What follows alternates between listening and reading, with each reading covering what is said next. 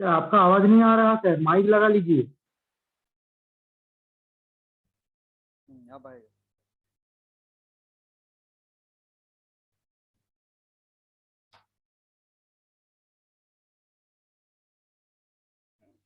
Next लिखेंगे Kirchhoff law.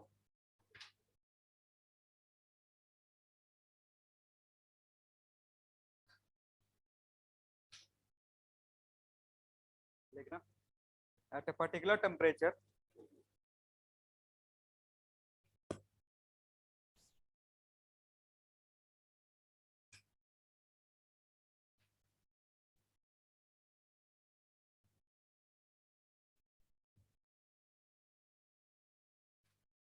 at a particular temperature sir Kirchhoff law से ही से स्टार्ट हुआ तो हम्म किरचॉफ लॉ से ही से स्टार्ट हुआ तो हाँ यही से sir. at particular temperature emissive power of a body at particular temperature emissive power of a body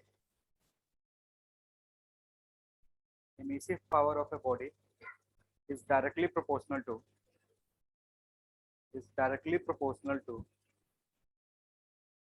emissive power of a body is directly proportional to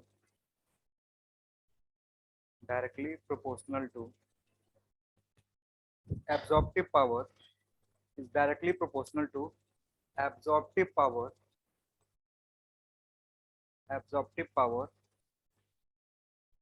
that is जो भी तुम्हारा पर्टिकुलर टेम्परेचर पे जब बात करेंगे तो ई लेमडा बोलेंगे। ई lambda क्या है? स्पेक्ट्रल इमिसिव पावर है। ठीक है, this will be directly proportional to a lambda. Lambda दिखाने का क्या मतलब है?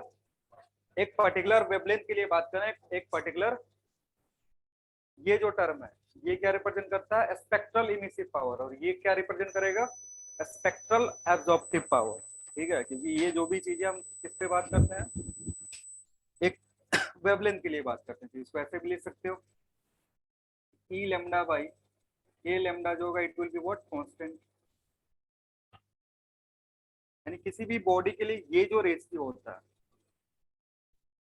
फॉर अ गिवन बॉडी, अगर एक टेम्परेचर पे जाकर के देखोगे, एक पर्टिकुलर टेम्परेचर पे देखोगे, तो उसका जो स्पेक्ट्रल इमिसिव पावर होगा और जो एब्जॉर्प्टिव पावर होगा उसका जो वैल्यू होगा क्या रहेगा?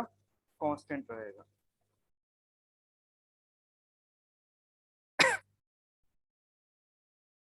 ठीक है, अब यहाँ से कुछ कंक्लूजन आते हैं। तो कंक्लूजन लिख लो।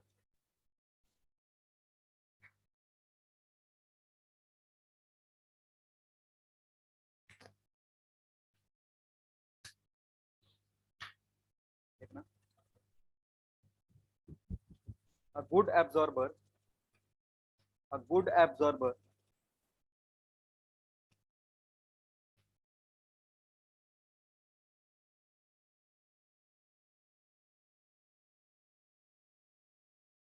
is a good emitter also।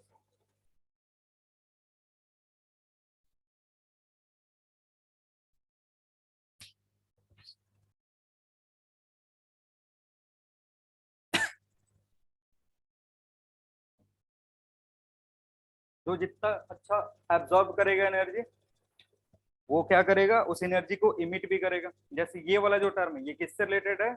Emission से रिलेटेड है। और ये किससे रिलेटेड है? एब्जॉर्प्शन से रिलेटेड है। और एब्जॉर्प्शन कब होता है? जब कोई रेडिएशन किसी बॉडी पे फॉल होगा। तो कोई भी बॉडी अगर अच्छे से एब्जॉर्ब कर रहा है, वो जो इमिशन होगा उसका क्या करेगा? अच्छे से करेगा। अब इसमें क्या होता है कि मान लो एक पर्टिकुलर वेवलेंथ उसने एब्जॉर्ब किया, कोई भी बॉडी है उसने क्या करा? पर्टिकुलर वेवलेंथ एब्जॉर्ब किया, तो जब इमिट कर रहा होगा तो उसी को इमिट करेगा। ठीक है ना? मान लो जैसे ये एक बॉडी है, हमने इस पे बहुत सारे रेडिएशन, अलग अलग वेवलेंथ के रेडिएशन फॉल करा है, लेकिन इसने क्या करा? मान लो एक ऐसा बॉडी है जो लेमडा रेडिएशन एब्जॉर्ब करा है, बहुत ज्यादा एब्जॉर्ब करा है। तो जब ये इमिट कर रहा होगा तो उसका जो इमिशन स्पेक्ट्रम होगा उसमें तुमको क्या दिखेगा? ये लेमडा ज्यादा दिखेगा। ठीक है, इसलिए ये किसके रेस्पेक्ट में लिखा हुआ है?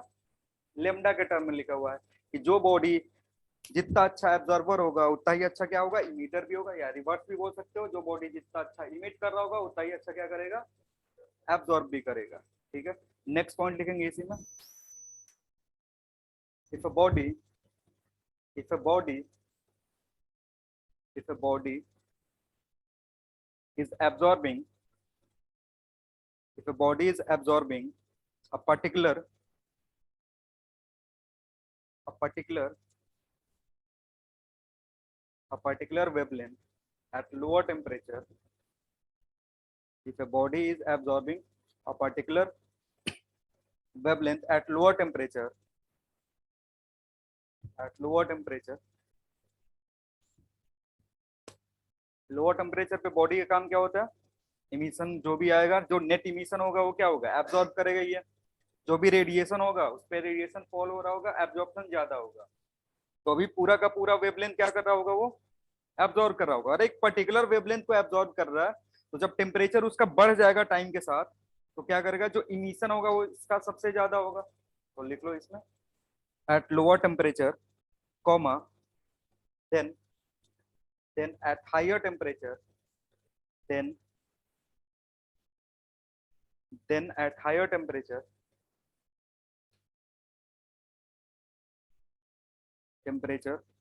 radiation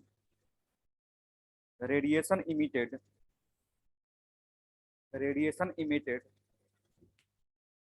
will correspond to radiation emitted will correspond to this absorbed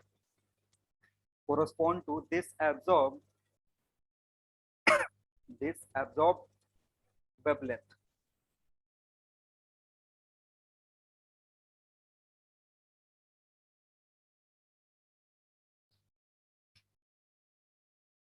next लिखेंगे, थर्ड है तुम्हारा स्टेफेंस लॉ।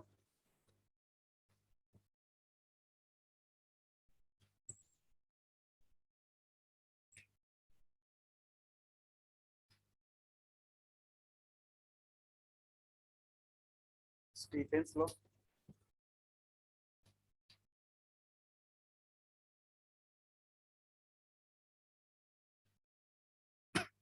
लिखना इसमें, according to this law according to this law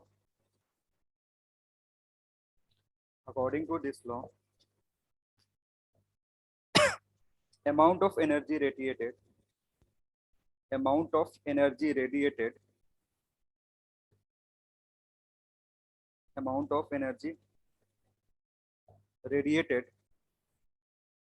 by a body by a black body लिखना, by a black body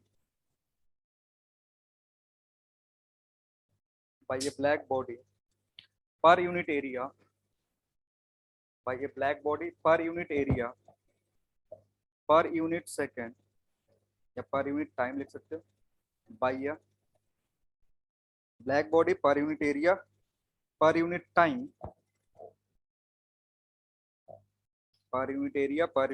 is directly proportional to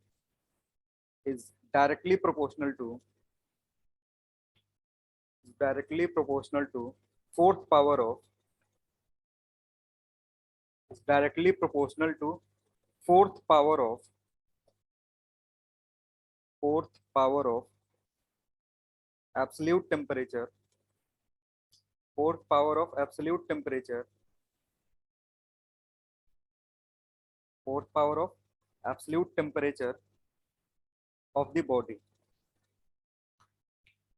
power of absolute temperature of the body,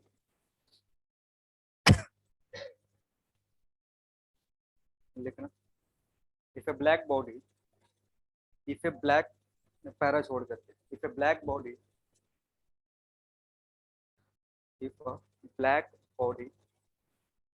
is at temperature capital T Kelvin,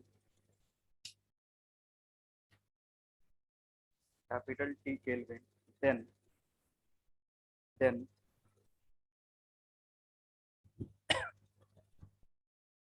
देखो क्या बोल रहा है कि जो भी energy emit होगा per unit area per unit time, और इसी को क्या बोलते हैं, ये जो होगा it will be directly proportional to fourth power of the body, ठीक है ना। Q divided by area per unit time क्या होगा, fourth power of absolute temperature. Temperature हमेशा किस में रखेंगे, केल्विन में रखेंगे। और ये जो पूरा टर्म है ये क्या रिप्रेजेंट करता है, इमिसिव पावर। उसको रिप्रेजेंट किससे करते हैं, तो it will be directly proportional to what, ठीक है। और अगर साइन ऑफ प्रोपोर्शनलिटी हटाते हैं तो क्या आता है, एक कांस्टेंट। और चूंकि ये ब्लैक बॉडी के लिए है, जो भी हमने जो डेफिनेशन दिया स्टीफेंस ने वो किसके रेस्पेक्ट में दिया हुआ है, ब्लैक बॉडी के रेस्पेक्ट में दिया। तो ईबी जो होगा it will be sigma into T raise to power 4। और इस लॉ को क्या बोलेंगे, स्टीफन वेयर। सिग्मा क्या है, सिग्मा को क्या बोलते हैं, स्टीफेंस कांस्टेंट।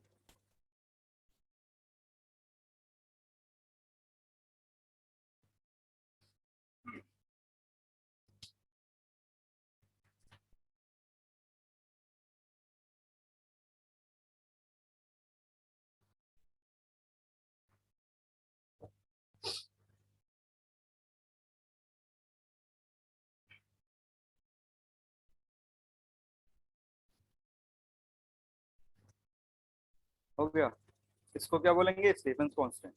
और स्टीफेंस कांस्टेंट की वैल्यू कितनी होती है,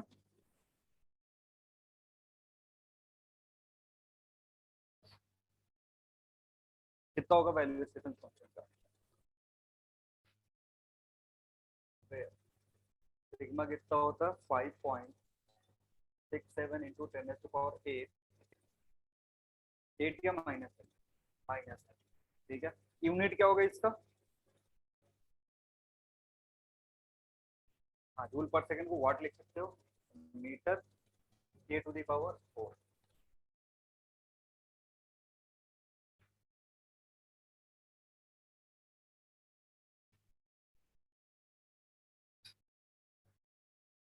एरिया है,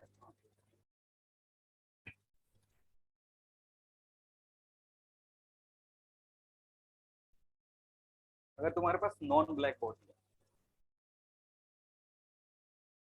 और नॉन ब्लैक बॉडी और इमिसिविटी ई,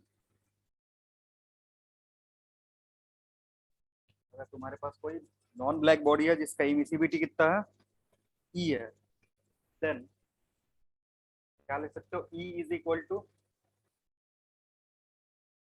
ई इंटू ई बी।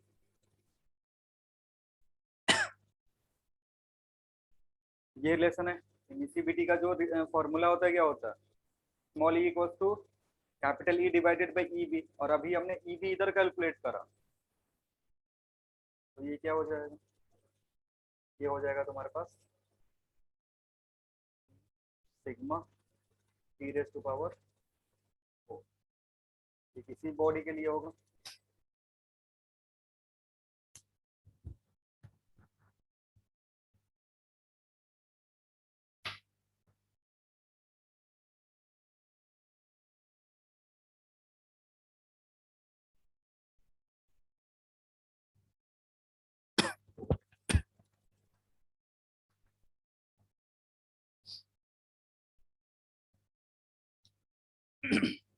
तो अगर तुम्हारे पास ब्लैक बॉडी छोड़ करके कुछ और दिया है तो उसका इमिसिविटी देगा। और अगर ब्लैक बॉडी के लिए कैलकुलेट करना है तो ई का वैल्यू कितना होता है, 1 होता है, तो इसमें कन्वर्ट हो जाएगा। नेक्स्ट लिखेंगे power radiated by a body, power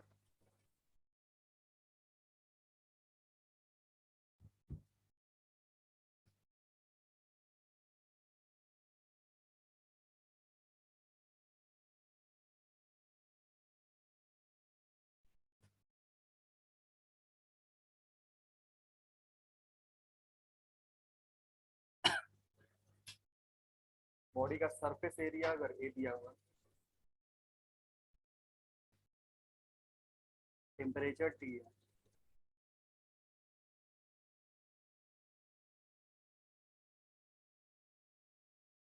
तो जो भी पावर होगा टी, पावर सीधे लिख सकते हो, क्या होगा पावर, अभी जो हमने कैलकुलेट करा उसमें अगर एरिया से मल्टीप्लाई कर दे ये पावर देगा। ये क्या है तुम्हारा इमिसिव पावर है। इसके नाम में इमिसिव पावर लगा हुआ है, लेकिन ये क्या एक्चुअल में पावर है? ये जो है ना, इसको बोलते हैं इमिसिव पावर, लेकिन ये एरिया से क्या है, डिवाइडेड है। ये इंटेंसिटी है। ये जो टर्म है ना, ये क्या रिप्रेजेंट कर रहा है, इंटेंसिटी। लेकिन इसका नाम क्या है, बोलते हैं इसको इमिसिव पावर है, लेकिन एक्चुअल में ये क्या है तुम्हारा, इंटेंसिटी है। तो अगर पावर चाहिए, रेडिएटेड पावर, कितना पावर रेडिएट हुआ, तो इस इंटेंसिटी में एरिया से मल्टीप्लाई कर देंगे। और इंटेंसिटी का फॉर्मूला किधर है, ये है। तो इट विल बी सिग्मा या E A sigma T raise to power 4। ये तुम्हारा पावर होगा। अगर इसका यूनिट पे ध्यान दोगे तो यूनिट किस में आएगा, ये होगा जूल पर सेकंड। इसका जो यूनिट आएगा वो क्या आएगा, जूल पर सेकंड। इसका यूनिट क्या आएगा, यूनिट क्या होगा, इसका डेफिनेशन ही क्या होता है, एनर्जी से डिवाइड किया होगा, तो इसका यूनिट होगा तुम्हारा जूल पर मीटर स्क्वायर सेकंड।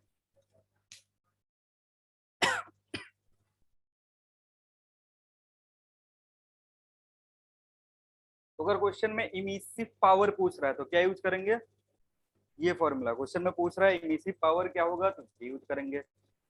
पावर से कंफ्यूज मत हो जाना। लेकिन अगर बस पावर पूछ रहा है, पावर रेडिएटेड या एनर्जी रेडिएटेड पर सेकंड, एनर्जी रेडिएटेड पर सेकंड के लिए क्या यूज करेंगे, ये फॉर्मूला, यानी एरिया दिया रहेगा, एरिया से मल्टीप्लाई करेंगे। ठीक है।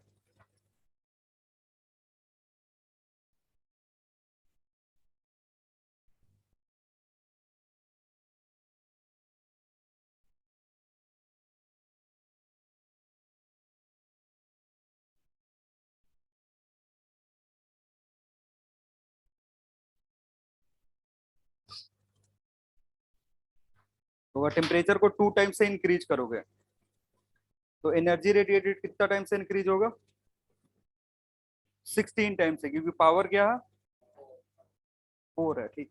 नेक्स्ट लिखेंगे cooling bye radiation, cooling bye radiation.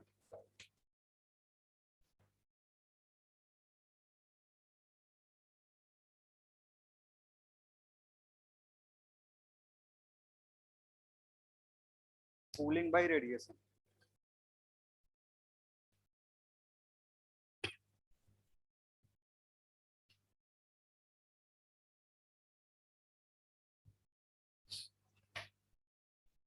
देखो कल कुछ एग्जांपल्स बताए थे कि मान लो ये बॉडी ए है और इसका टेम्परेचर कितना है, टी।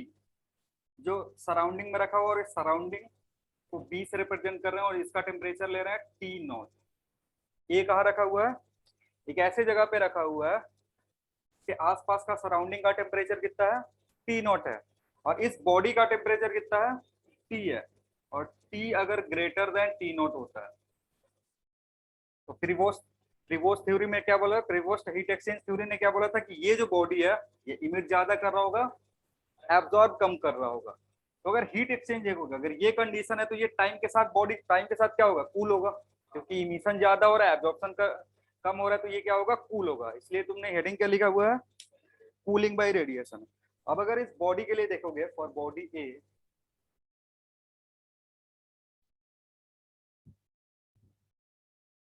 एनर्जी रेडिएटेड अगर निकालते हो, एनर्जी रेडिएटेड पर सेकेंड, एनर्जी रेडिएटेड पर सेकेंड निकालोगे, दैट इज क्या आएगा, वो तुम्हारा पावर आएगा। ठीक है।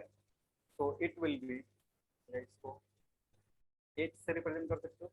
एच जो होगा तुम्हारा कितना होगा, एनर्जी रेडिएटेड पर सेकंड का क्या मतलब है, D Q by D T, जिसको हम किससे रिप्रेजेंट कर रहे हैं, एच से रिप्रेजेंट कर रहे हैं। तो जो रेडिएट होगा वो कैसे निकलेगा, क्या फॉर्मूला यूज करेंगे, E into sigma area, temperature कितना है, टी है, तो T raise to power 4।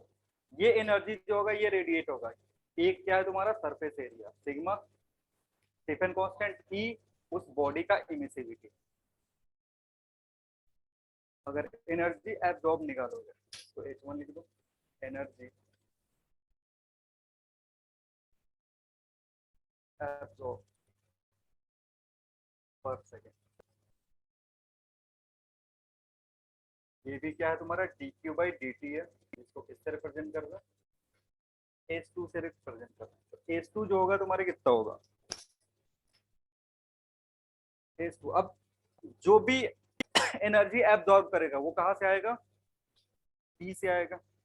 B जो एनर्जी इमिट कर रहा होगा वही क्या होगा, इस पे कॉल होगा और उसी को एब्जॉर्ब करेगा। यहाँ से अगर देखोगे तो टेम्परेचर किसका आएगा, सराउंडिंग का टेम्परेचर आएगा, यानी it will be E sigma A T naught to the power 4। तो अगर प्रीवोस्ट थ्योरी से देखोगे, प्रीवोस्ट हीट एक्सचेंज थ्योरी से,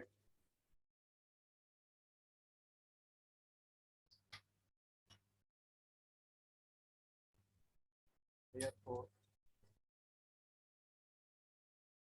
from Prevost heat exchange theory,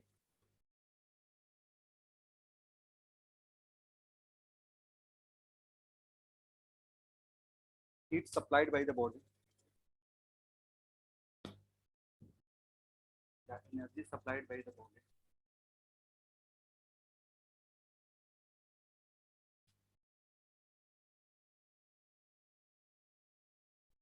per second is given as, ये इमिट कर रहा है और उसी टाइम में इतना एब्जॉर्ब भी कर रहा है। ए के इजिकल टू से क्या लिखे, ई क्या? सिग्मा ए, चलो ए के equal to E sigma A into T T naught, T naught. हाँ, टी नॉट है टेम्परेचर ऑफ सराउंडिंग।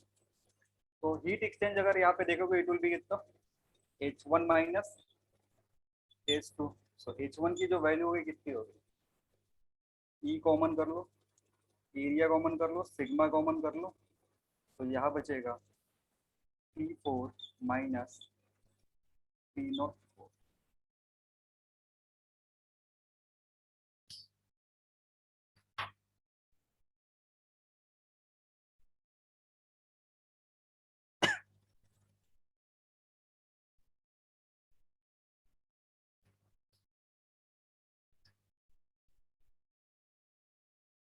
साफ दिख रहा है बोर्ड?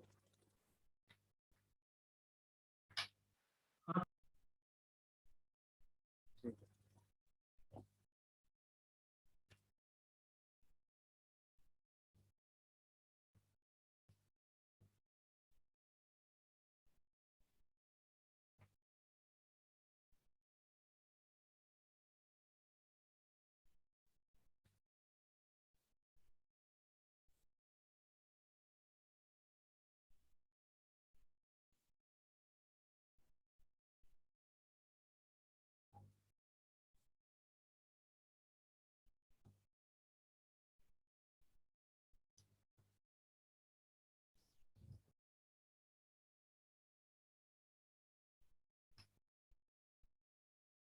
अब ये जो भी एनर्जी है, ये जो भी एनर्जी क्या कर रहा है, बॉडी लूज कर रहा है।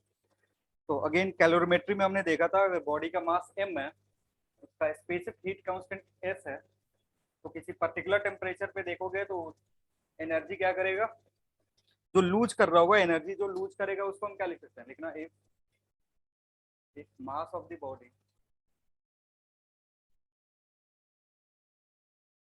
mass of the body is m and specific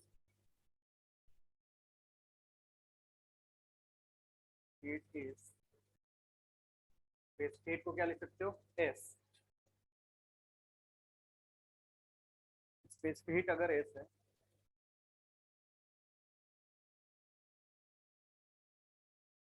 ठीक है, then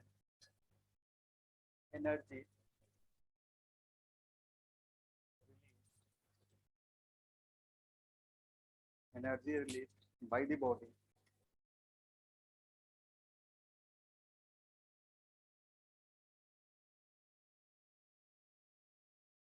per second can be given,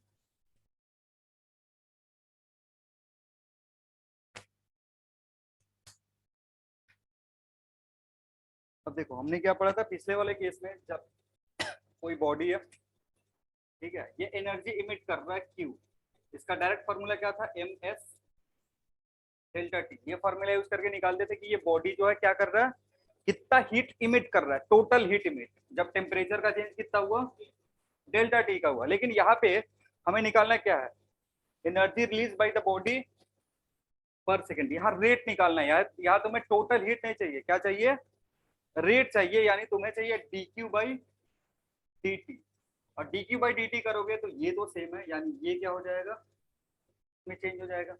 यानी जो भी तुम्हारा रेट ऑफ हीट है D Q by D T, ये किस में बराबर होगा, यही एच के बराबर होगा।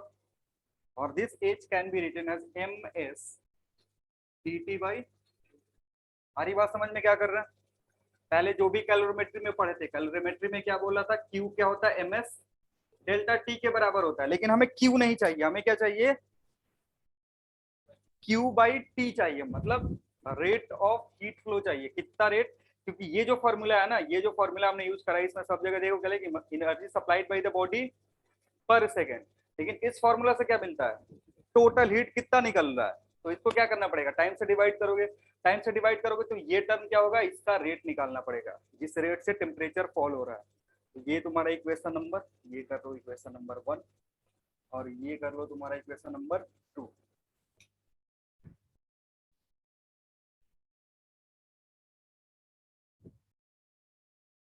ये दोनों वैल्यू सेम आना चाहिए, ये दोनों जो वैल्यू है ये क्या होना चाहिए, सेम होना चाहिए, क्योंकि ये भी एच रिप्रेजेंट कर रहा है but with the help of radiation. Radiation से जो एनर्जी इमिट हो रहा है उसको डायरेक्टली कैसे निकाल सकते हैं, इससे। लेकिन अगर तुमको कैलोरीमेट्री से देखना है कि बॉडी कितना हीट लूज कर रहा है, तो उसको कहाँ से कैलकुलेट कर सकते हो, इस फॉर्मूला से। ये दोनों एक दूसरे को क्या करने चाहिए, जस्टिफाई करने चाहिए, तो दोनों वैल्यू क्या होगा, सेम होगा। तो फ्रॉम 1 एंड 2 देखोगे,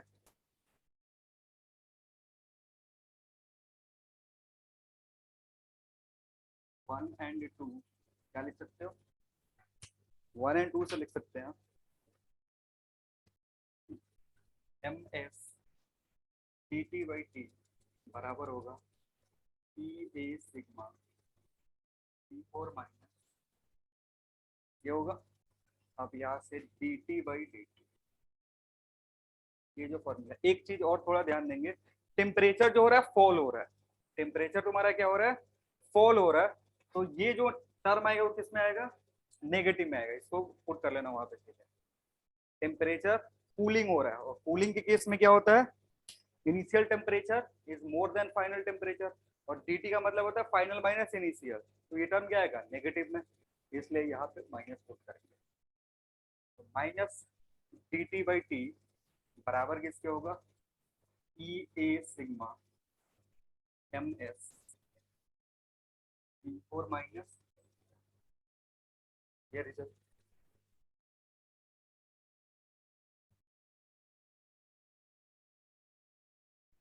तो dt बाई डी टी होगा, इसको इधर लेके चलेगा, टी फोर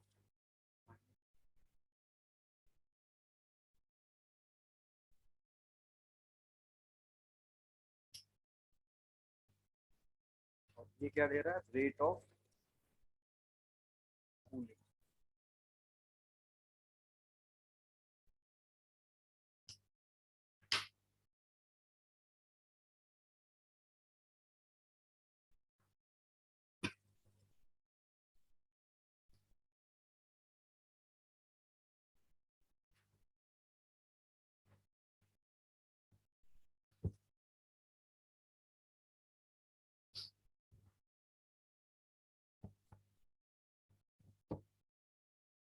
टाइम के साथ टेम्परेचर में जो डिक्रीज होगा उसी को क्या बोलते हैं, रेट ऑफ कूलिंग बोलेंगे। तो कोई भी बॉडी रेडिएशन से कूल कैसे होगा, उसका ये रिलेशन बताएगा, जो किस किस चीजों पे डिपेंड करेगा।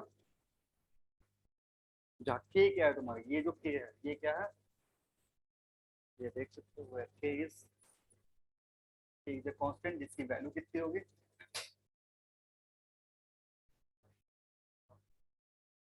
के is equal to A sigma phi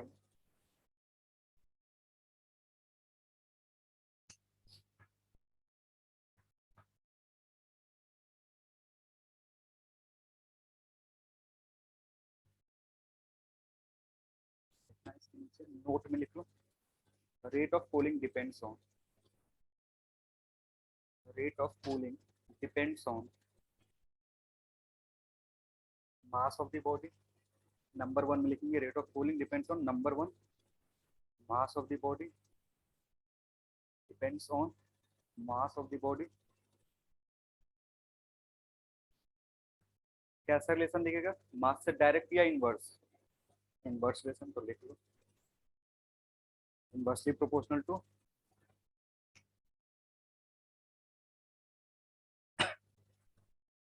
note में पहला आएगा, ये जो भी टर्म है वो क्या आएगा, इनवर्सली प्रोपोर्शनल टू एन। मतलब अगर मास तुम इंक्रीज कर रहे हो तो रेट ऑफ कूलिंग क्या होगा, डिक्रीज करेगा। यहाँ से दिख रहा है ये के में क्या छुपा हुआ है, एम छुपा हुआ है और एम नीचे है। नेक्स्ट कौन सा टर्म है तुम्हारे पास, एस है, और एस जो होता है वो किसका प्रॉपर्टी होता है, मटेरियल का। एस किसका प्रॉपर्टी होता है, मटेरियल का प्रॉपर्टी होता है। तो नीचे क्या लिखेंगे, नंबर 2 में लिखना material of the, material of the body, material of the body. Number 3 में लिखेंगे, नंबर 3 में लिखना area of the body, area of, surface area लिखना, surface area of the body, surface area of the body, surface area of the body. Surface area कहाँ दिख रहा है, ऊपर है। अगर एरिया ज्यादा होगा तो रेट ऑफ कूलिंग भी क्या होगा, ज्यादा होगा। Next nature of the body या nature of the surface, nature of the surface. Surface का जो नेचर है उस पर भी डिपेंड करेगा कि सरफेस जो है तुम्हारा ब्लैक बॉडी है या नॉर्मल बॉडी है या फिर पॉलिश सरफेस है या रफ सरफेस है, उस पर डिपेंड करेगा, क्योंकि उसके अकॉर्डिंग जो ई है तुम्हारा वो चेंज करेगा।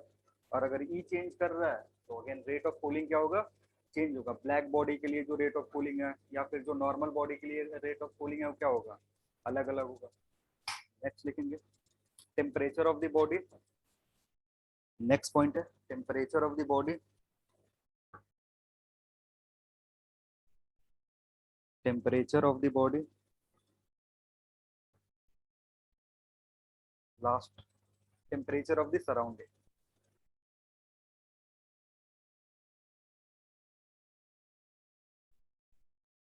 अब ये जो रेट है ये कांस्टेंट है या वेरिएबल है, ये जो भी रेट है, मान लो एक बॉडी हमने फिक्स कर लिया जिसके लिए ई ए सिग्मा एम और एस सब कुछ कांस्टेंट हो गया।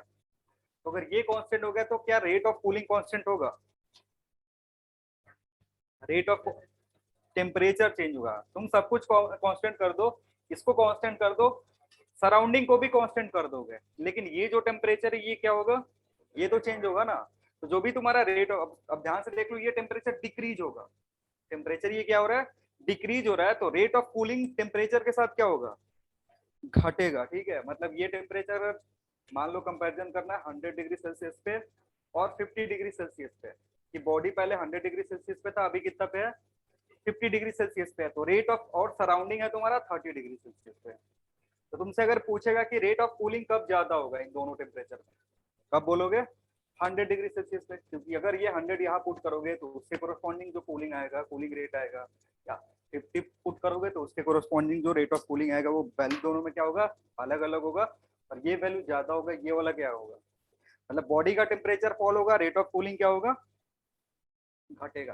यानी इस पे, इसके बेसिस पे क्या क्वेश्चन आता है, जैसे मान लो कि 100 से 90 जाने में कुछ टाइम लगा, मान लो 5 मिनट, और 50 से 40 जाने में कितना टाइम लगेगा।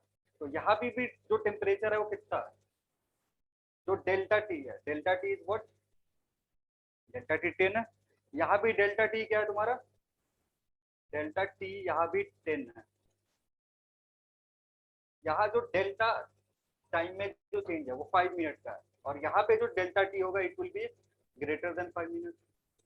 क्यों होगा, क्योंकि इस कंडीशन में जो रेट ऑफ कूलिंग है वो क्या होता है, कम हो जाएगा, और रेट ऑफ कूलिंग कम होगा तो इस 10 डिग्री के चेंज के लिए टाइम क्या लगेगा, 5 मिनट से ज्यादा लगेगा, क्योंकि टेम्परेचर के साथ रेट ऑफ कूलिंग क्या होता है, घटता है, अगर टेम्परेचर घटेगा तो रेट ऑफ कूलिंग भी क्या, बॉडी का टेम्परेचर अगर घटेगा तो रेट ऑफ कूलिंग क्या होगा, घटेगा। ठीक है,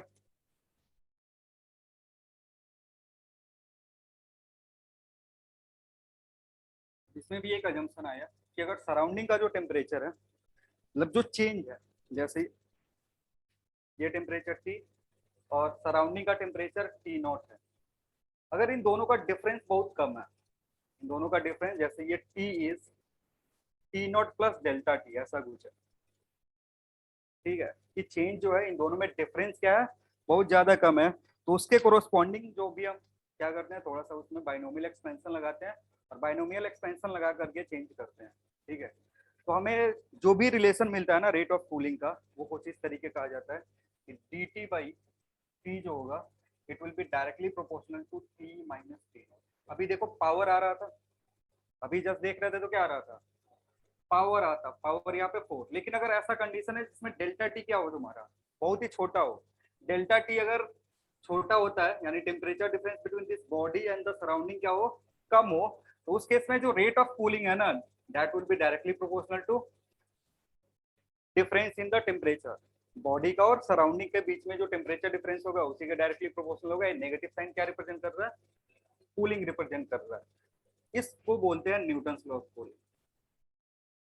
ठीक है, न्यूटन ने क्या करा, थोड़ा सा उसमें चेंज कर दिया, बोला कि सराउंडिंग के और बॉडी का टेम्परेचर अगर क्या है, जो जो डिफरेंस है वो बहुत ही छोटा है, तो उस केस में क्या कर सकते हैं, जो रेट ऑफ कूलिंग है it will be directly proportional to temperature difference between body and surrounding, और इसी को क्या बोलेंगे, न्यूटन लॉ ऑफ कूलिंग बोलेंगे। तो लिखना,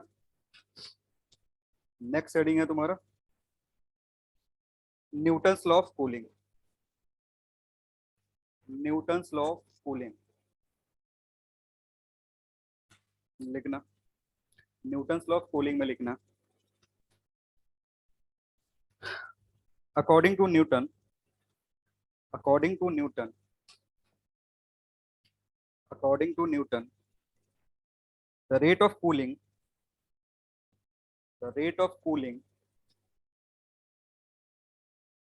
rate of cooling of a body, of a body, of a body through radiation, of a body through radiation is directly proportional to radiation is directly proportional to, is directly proportional to, is directly proportional to temperature difference,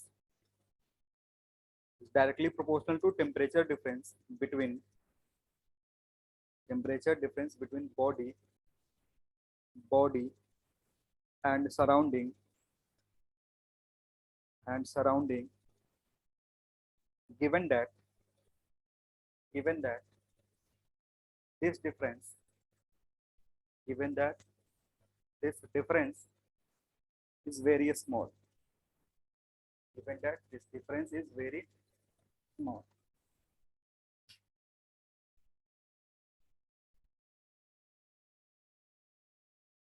इसको एक line में लिखोगे तो क्या लिखोगे, that is minus of D T by T, D T क्या होगा, directly proportional to T minus T naught होगा।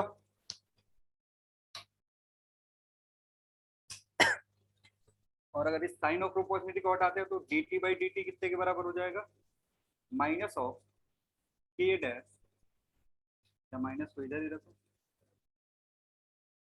टी माइनस टी नॉट, ऐसे लिख सकते हैं।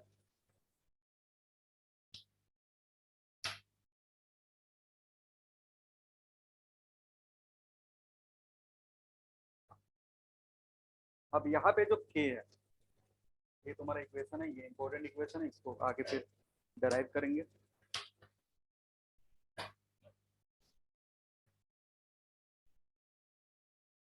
यहाँ जो के है ये भी एक कांस्टेंट है, लेकिन पिछले वाले के से अलग है, ये जो के डैश है ना, इसमें थोड़ा सा चेंज होगा, it will be 4 E A sigma T naught 4 divided by M S, ये टर्म इंक्लूड हो जाता है।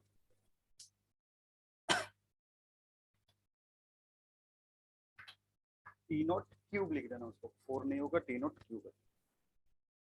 ये जो टर्म है यहाँ क्या होगा, 4 E A sigma E not divided by MS। तो पिछला वाला जो इक्वेशन था ना उसी को मॉडिफाई करते हैं। पिछला वाला इक्वेशन मतलब dt बाई वर्स टू, जो भी हमारे पास था k T4 minus T not, इसी को मॉडिफाई करते हैं और कहाँ पहुंचते हैं, यहाँ पे। तो ये जो डिफरेंस है ये बहुत छोटा है, तो अगर डिफरेंस जब छोटा है ना तो उसको क्या करते हैं, चेंज कर देते हैं इस फॉर्म में। जैसे ये जो t है it can be written as t plus delta T, सब में लिख सकते हो। उसको यहाँ पुट करते हैं, सिंप्लीफाई करते हैं, बाइनोमियल एक्सपेंशन लगाते हैं, फिर इस फॉर्म में कन्वर्ट हो जाता है। ठीक है, तो अगेन वो डेरिवेशन वाला पार्ट स्किप कर रहे हैं।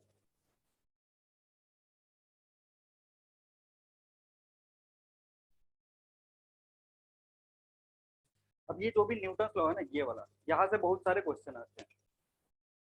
पिछला साल का क्वेश्चन देखो या पिछले साल की पिछले साल जा करके देखोगे या पिछले 3-4 साल में देखोगे, बहुत सारा इससे क्वेश्चन पूछा गया है। जैसे मैं बता दे रहा हूँ,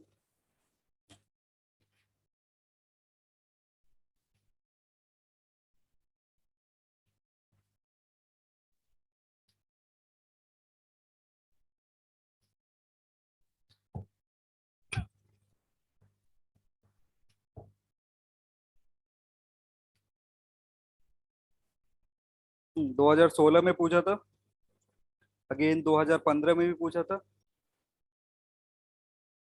और पिछले 3 साल में एक बार और पूछा हुआ है। मतलब कंटिन्यूअसली इससे सवाल आता ही, अगेन 2014 में पूछा, यानी हर साल सवाल पूछते रहता है इससे। तुम्हारा जो भी क्वेश्चन आएगा अगर रेडिएशन से आना होगा तो कहाँ से आएगा, ज्यादा चांसेस है किधर से आने का, न्यूटन लॉ से। ज्यादा चांस होता है कि न्यूटन लॉ ऑफ कूलिंग से पूछेगा।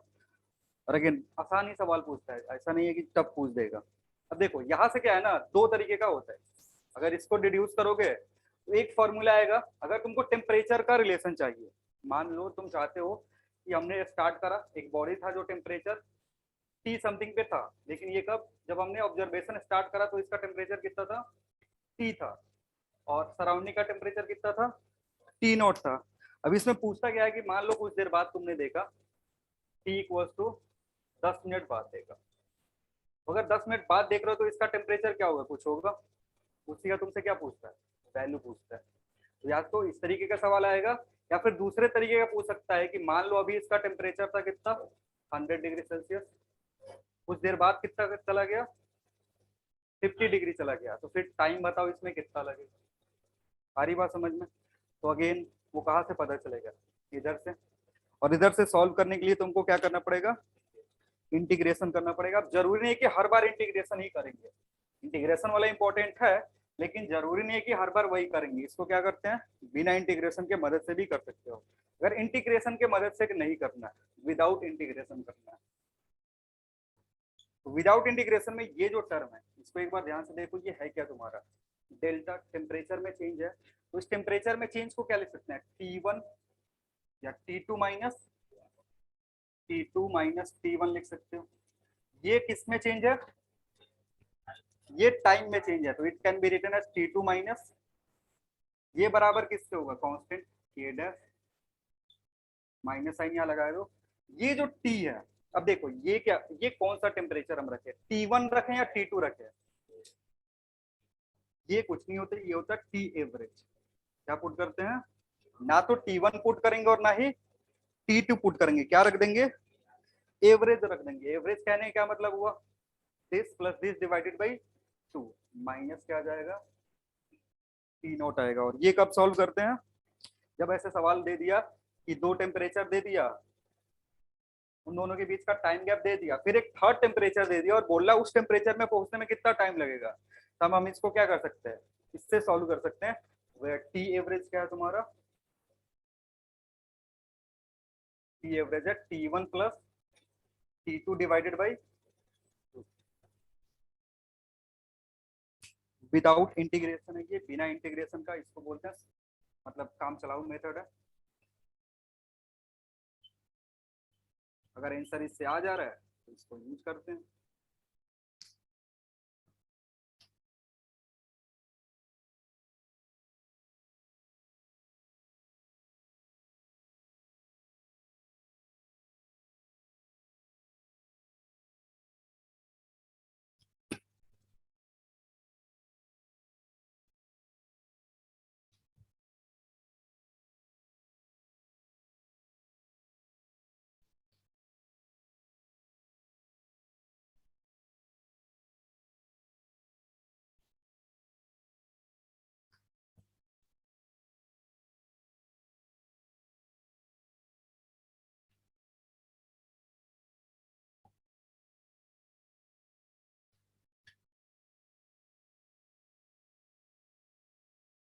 हो गया।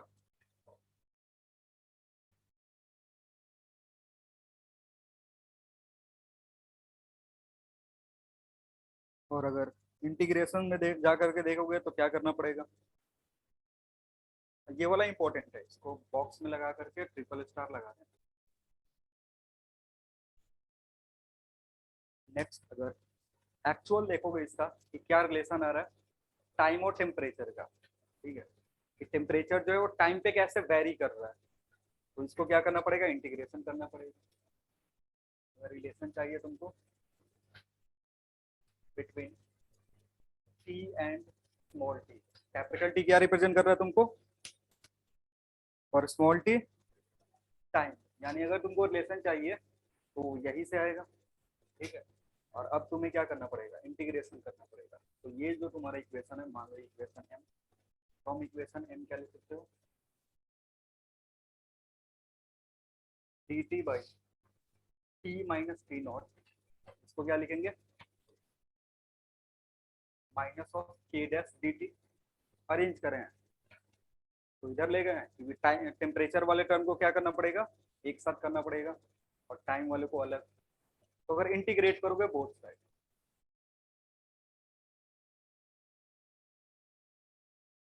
Integrating both sides, D T by T minus T naught बराबर किससे होगा, minus of K dash D T. Time equals to zero पे कुछ टेम्परेचर होगा, मान लो that temperature is T initial, और टाइम इक्वल्स टू टी पे कुछ टेम्परेचर होगा जो हमें कैलकुलेट करना है। बॉडी का इनिशियल टेम्परेचर क्या ले रहे हैं, टी आई ले रहे हैं।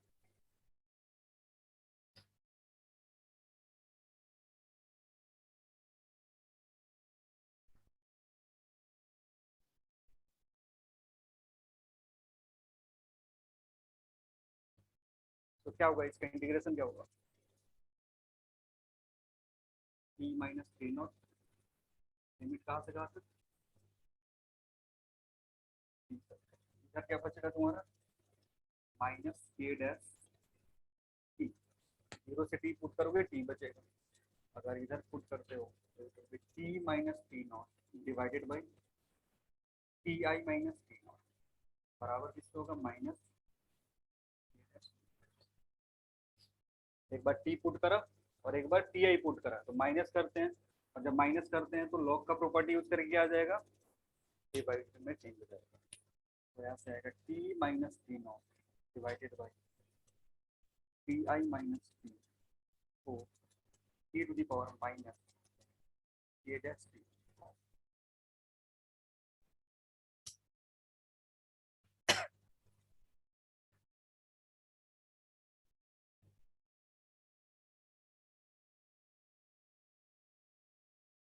तो तुम्हें निकालना क्या था, ये टेम्परेचर निकालना था, तो टेम्परेचर टी जो होगा, ये भी तुम्हारा एक इम्पोर्टेंट फॉर्मूला, लेकिन इसका बहुत कम यूज होता है, तुम्हारे लिए यूज इसका क्या होगा, बहुत ही कम होगा, जो भी सवाल आएगा वो पिछले वाले से सॉल्व हो जाएगा। टी का फंक्शन देखोगे, T naught plus T I minus T naught A to the power minus K dash, इसका रिलेशन है टेम्परेचर का टाइम के साथ।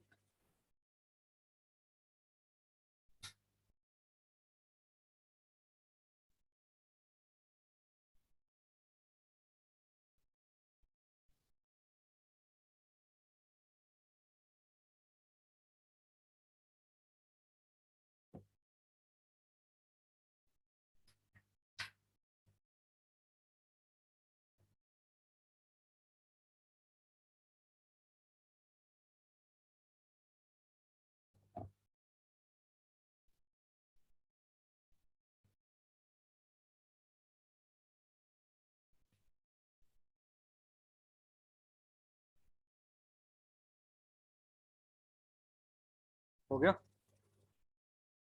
देखना।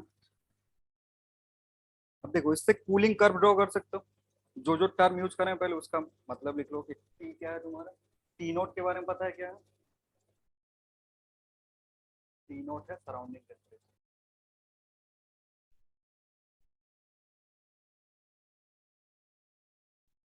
टेम्परेचर है, टी आई क्या है, initial temperature of the body.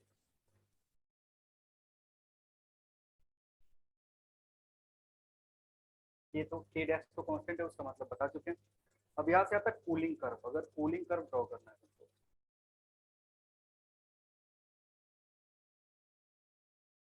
जो भी कूलिंग कर्व होगा कहाँ से मिलेगा, इधर से ही मिलेगा। इधर लिख दो।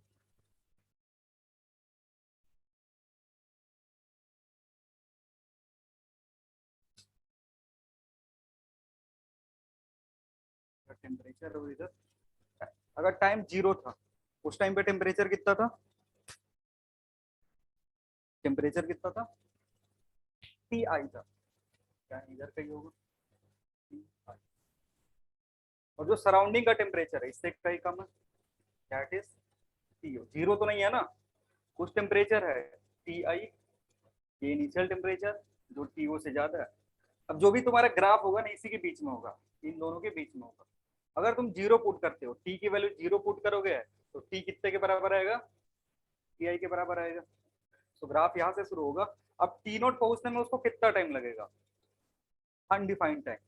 टी नोट पहुंचने के लिए ये जो टर्म है ये कितना करना पड़ेगा, 0। अगर ये टर्म 0 होगा तब ये पूरा 0 और टेम्परेचर किसके बराबर हो जाएगा, टी नोट के बराबर। लेकिन ये 0 होने के लिए टाइम क्या होना चाहिए, इंफिनिटी, जो कि अनडिफाइंड है। यानी जो ग्राफ होगा वो कूल तो होगा लेकिन 0 टच करेगा, मतलब टी नोट टच नहीं करेगा, ऐसा कूलिंग करना। और ये एक्सपोनेंशियली डिक्रीजिंग।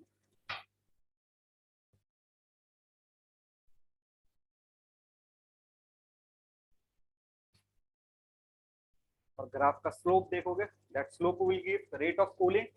स्लोप भी ग्रेजुअली क्या हो रहा है, डिक्रीज हो रहा है। स्लोप यहाँ पे ज्यादा है और धीरे धीरे क्या हो रहा है, कम हो रहा है।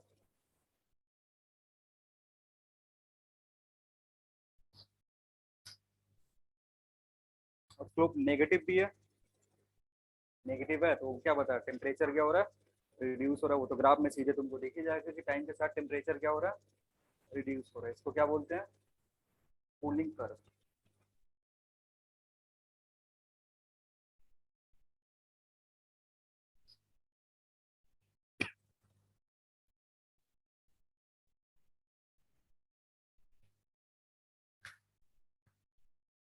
अभी इस साल का क्वेश्चन तो किसी के पास होगा नहीं। इस साल जो आया था इस पे एक क्वेश्चन आया था यार, रुको मैं पिछले मॉड्यूल का ही दे देता हूँ, लिखना।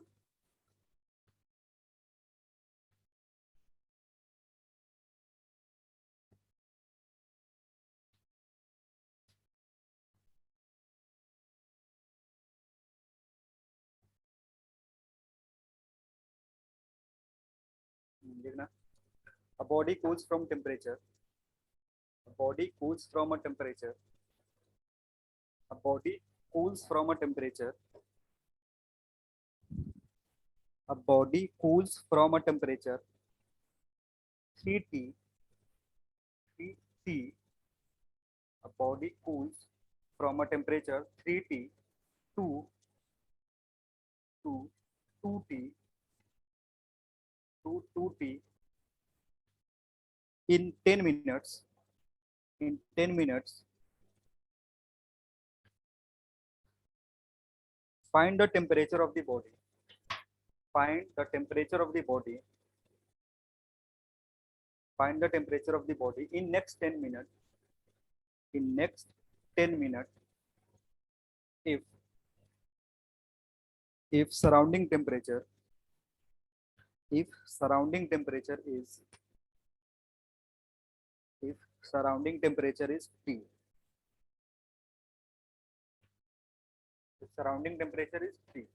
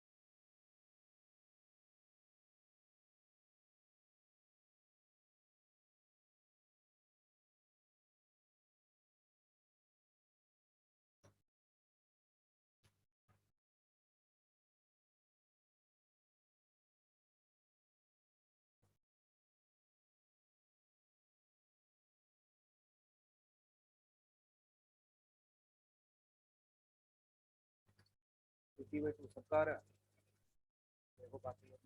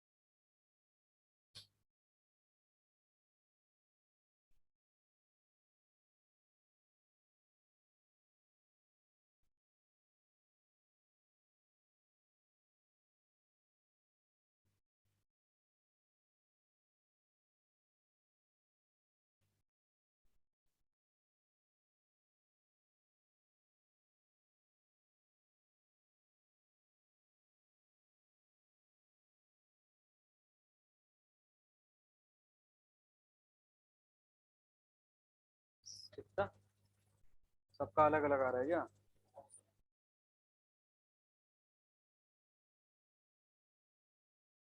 7/43, 3T/2, 4T/3 और T। मैं चेक कर ले रहा हूँ क्या ऑप्शन है इसका। 34 का 3T/2 है।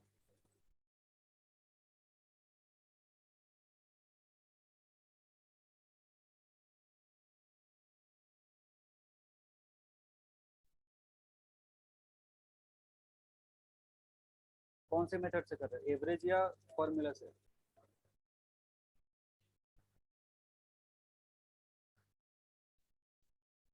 एवरेज से करके देख।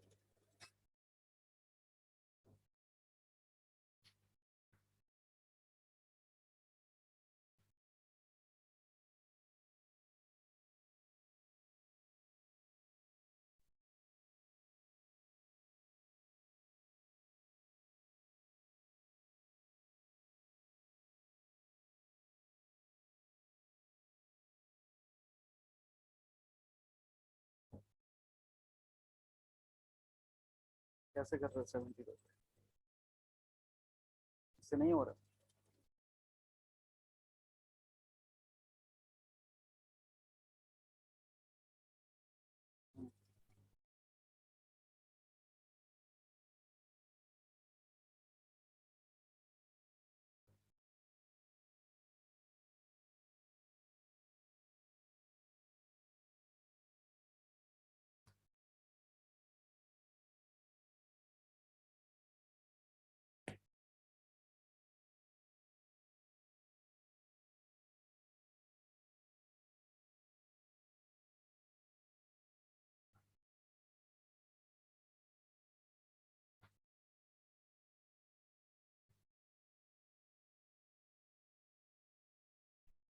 अरे वो कैंसिल आउट हो जाएगा, इसी को लेना है। चलो देखो।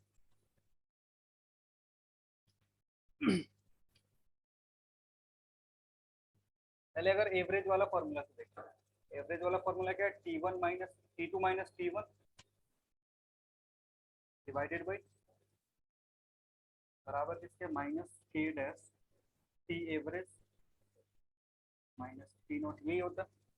अब देखो इसमें क्या है, अगर दो बार पुट कर दोगे T3 - T0 T1 divided by T3 minus, या इसको कोई गैप में ले लोगे तो उससे भी कोई चेंज नहीं आएगा।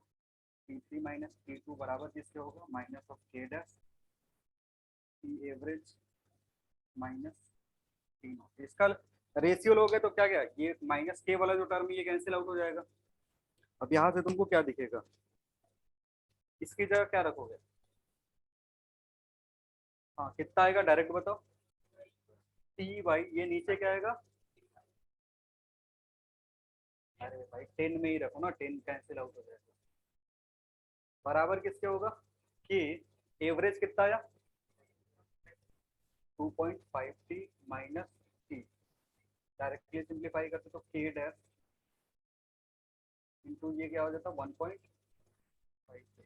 दूसरे वाले की जगह सॉल्व करोगे, मान लो ये टेम्परेचर तुमको पता नहीं है, मान लो T3 माइनस T2 की जगह क्या लिखोगे 2T डिवाइडेड बाई इधर टाइम क्या है 10 ही है ना, कि ये जो गैप है कितने का आएगा T3 plus 2T divided by -3 ये आएगा। अब इसको थोड़ा सा सिंप्लीफाई करो तो k कितना हो जाएगा, 2 गया T3/2 कितना ही बचेगा। अब इसको डिवाइड कर लो ऊपर नीचे तो 10 चला जाएगा, T/T3 माइनस 2T कितना बचेगा, इधर बचेगा 1.5T डिवाइडेड बाई T3 ऊपर को मल्टीप्लाई कर दो, देखो सिंप्लीफाई करना तो यहाँ से T से T जाएगा, T3 जो होगा कितने के बराबर होगा, ये बचा 3 तो 3T3 माइनस 6T होगा। तो तुम्हें कैलकुलेट क्या करना है, इसको इधर ले जाओ, इसको इधर, तो 6T जो होगा कितने के बराबर होगा 2T3 के, तो T3 कितना हो जाएगा, ये कुछ गलती हो रहा है क्या, एक मिनट चेक कर,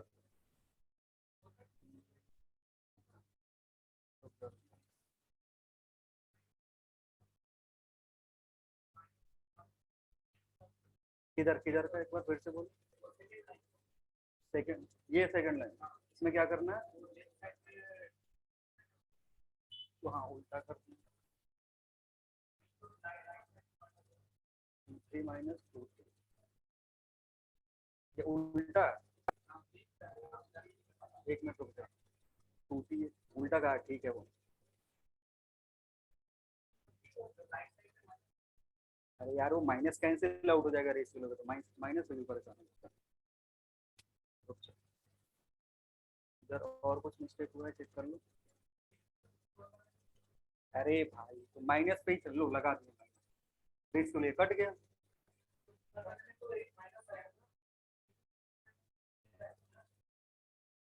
अरे भाई ये माइनस आया इतना, ये इसको रखा 2T और इसको रखा 3T कितना आया माइनस आया बाहर, तो माइनस रखा हुआ, इधर जब रेशियो लोगे तो ये माइनस और ये माइनस नहीं कट जाएगा,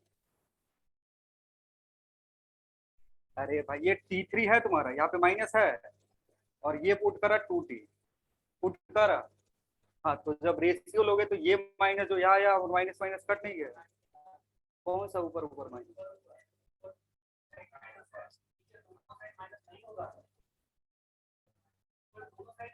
रुक जाओ आराम से,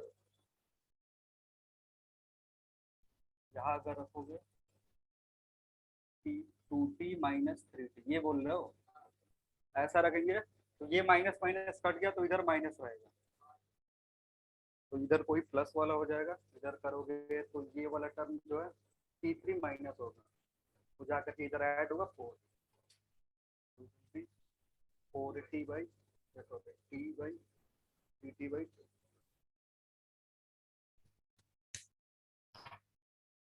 ठीक है।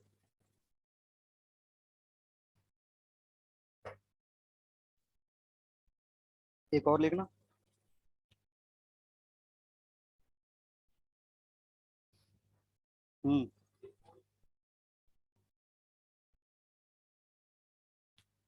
ऐसा मैंने कुछ कहा, कुछ बोला ही नहीं कि कौन सा एवरेज से करना है कौन सा नहीं करना है, क्या ज्यादा हो गया क्या है, न्यूटन्स लॉ ऑफ कूलिंग जो है ना उसमें उसी का दोनों फॉर्मूला है, ये जो फॉर्मूला लिखा था मैंने T minus T naught divided by Ti minus T naught e to the power minus T, ये कहाँ से आया, ये जो फॉर्मूला ये किधर से आया, ये भी न्यूटन्स लॉ ऑफ कूलिंग का ही है, या जो इसके पहले वाला फॉर्मूला लिखा था कौन सा एवरेज वाला फॉर्मूला, एवरेज वाला फॉर्मूला भी किसका है न्यूटन्स लॉ ऑफ कूलिंग का है, तो अगर ये दोनों formula Newton's law of cooling का है तो इसमें क्या सोचना है, न्यूटन्स लॉ ऑफ कूलिंग जो नहीं लगाओगे तो उसके पावर वाला 4 वाला फॉर्मूला लगाना पड़ेगा, T4 माइनस T नॉट वाला फॉर्मूला, यहाँ जंक्शन नहीं है, तो ये यूज करो या ये यूज करो, ये दोनों फॉर्मूला सेम ही सेम है, इसमें कोई अजम्पशन देने का जरूरत ही नहीं है। अगर तुम चाहते हो कि गैप ज्यादा है तो फिर ये यूज करो, क्योंकि ये दोनों तो अजम्पशन ले ही रहा है, तो इसमें क्यों सोचना है कि कम है या ज्यादा है।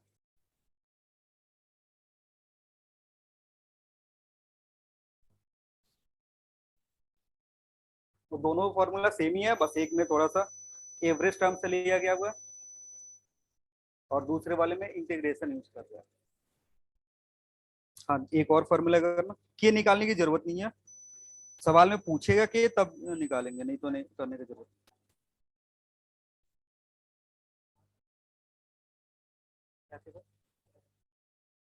हाँ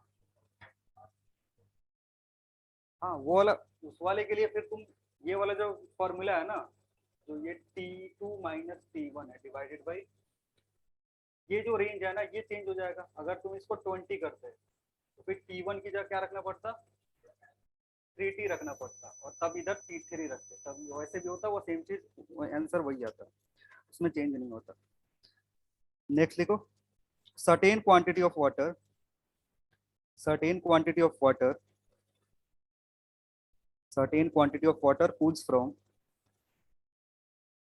certain quantity of water cools from 70 degrees Celsius, 70 degrees Celsius to 60 degrees Celsius, to 60 degrees Celsius in first 5 minutes, in first 5 minutes, and and 62 and 62 54 and 60 degrees Celsius to 54 degrees Celsius, 60 degrees Celsius to 54 degrees Celsius in next 5 minutes, in next 5 minutes, then find, then find temperature of the surrounding, then find the temperature of the surrounding.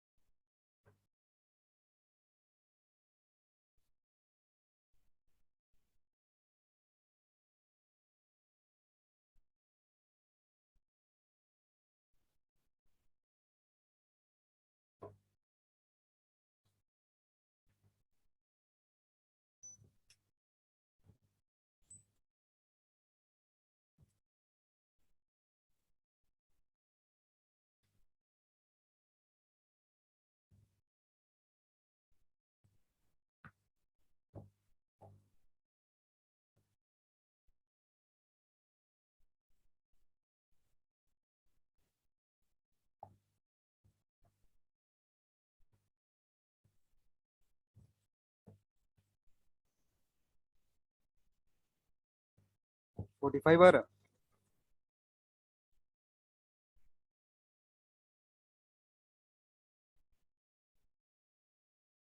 Average वाले method से किया हो।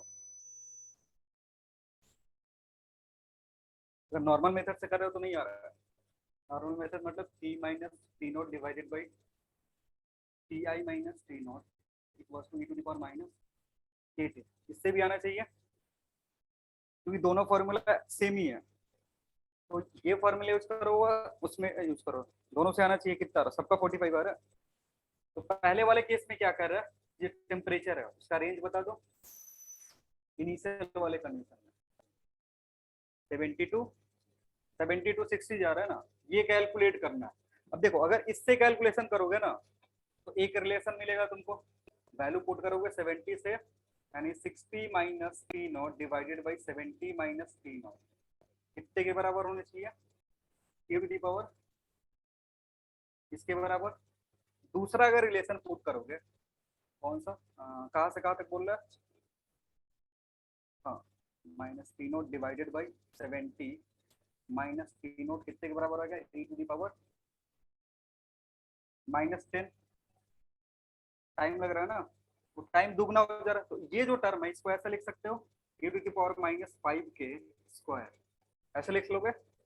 अब ये value ला करके कहाँ put करोगे, इधर। लेकिन जब इससे सॉल्व करोगे ना, फिर स्क्वायर वाला टर्म आ जाएगा, जो कि रिलेशन को क्या करेगा, कम्प्लेक्स कर देगा।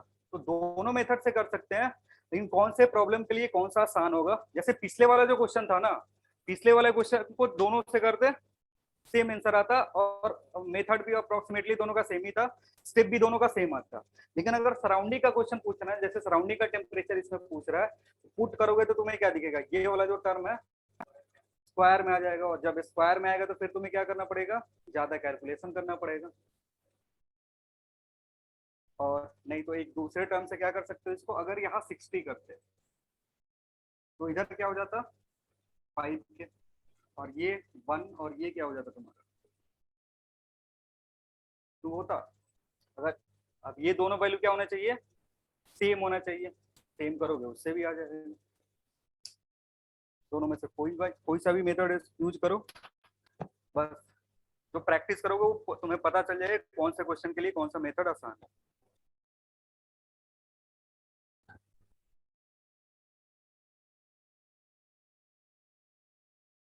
ये मेथड कौन सा, एवरेज वाला, एवरेज वाला मेथड मतलब तुमने क्या करा होगा, 60 माइनस 70 डिवाइडेड बाई टाइम 5 आ रहा है, यही ना, बराबर किसके होगा, एवरेज सीधे बोलते ये के होगा, और एवरेज कितना आ रहा है 65 माइनस 3 और इधर करोगे तो ये जो 54 माइनस 60 डिवाइडेड बाई 5 कितने के बराबर होगा, के इंटू ये वैल्यू कितना है, एवरेज बताए 57 माइनस 3 यह है ना। अब इसका रेशियो ले लो, रेशियो लेगा तो 5 कैंसिल आउट हो जाएगा, ऊपर बचेगा 10, नीचे बचेगा क्या 6, बराबर किसके होगा, के चला गया, ये 65 माइनस 3 डिवाइडेड बाई 57 माइनस 3 इससे ज्यादा कैलकुलेटिव आ रहा है, सेम तो चीज है, दोनों तो एक ही चीज है।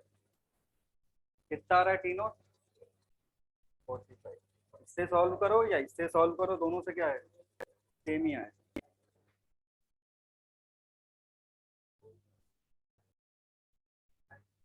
कौन सा 75, ये एवरेज भी गलत गलत होता है।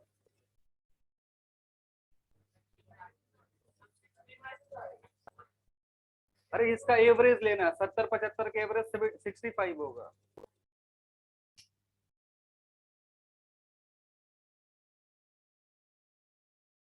साठ और 130 डिवाइडेड बाई 2 65 ही होगा, 75 का।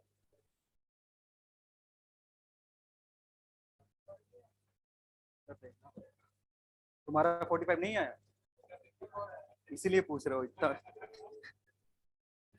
आंसर, रुक जाओ दे कितना आया तुम्हारा 54, तो शायद यार ऑप्शन में ही नहीं है 54, तो इस सराउंडिंग के पे कभी पहुंचेगा ही नहीं यार, सराउंडिंग 54 है तो वहां पे कभी बॉडी 54 पहुंच सकता है, इम्पॉसिबल है, तो वो तो तुम्हारा इसे ही गलत हो गया, तो हमसे पूछने की जरूरत ही नहीं है, तुम अपने मन से ही अपने आप को गाली दे सकते हो कि कैसे 54 ला लिया मैंने। कौन सा क्वेश्चन है, नहीं है यार, 45 20 42 और 10 यही चारों ऑप्शन है, और मैं चेक कर ले रहा हूँ बाकी लोगों का।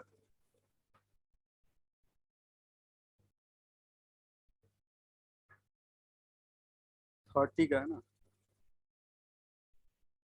30 का 1 ठीक है, 45 सही है। तुम लोग कोई ठीक नहीं है, कैलकुलेशन में भी गलती कर देते हो।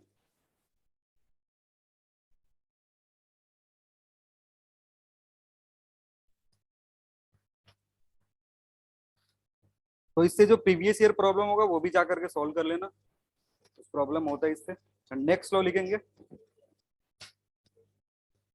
नेक्स्ट लिखना, नेक्स्ट हेडिंग लिखो distribution of energy, distribution of energy,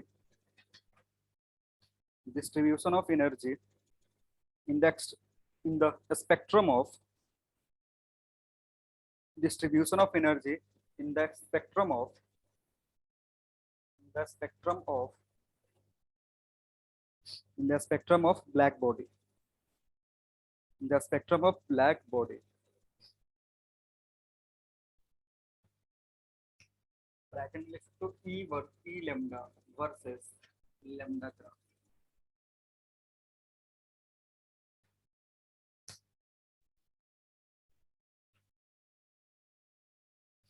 ठीक है,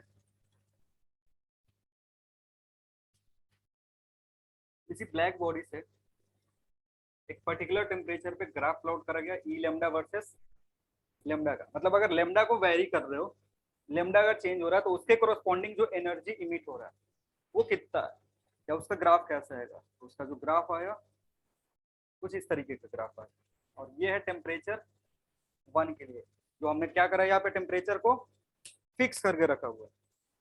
T1 पे जब ग्राफ प्लॉट करा तो लेमडा, ये जो वैल्यू है इस पे अगर देखोगे ये मैक्सिमम वैल्यू है, तो क्या रिप्रेजेंट करेंगे ई लेमडा एम, और यहाँ जो वैल्यू आएगा तो ये लेमडा एम। अगेन अगर टेम्परेचर को इंक्रीज करते हैं, टेम्परेचर को इंक्रीज करने पे जो ग्राफ है तो कुछ इस तरीके का बनता है।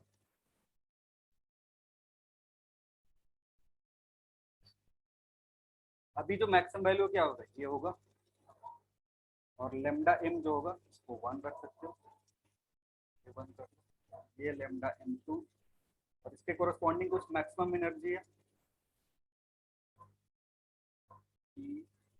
Lambda M 2।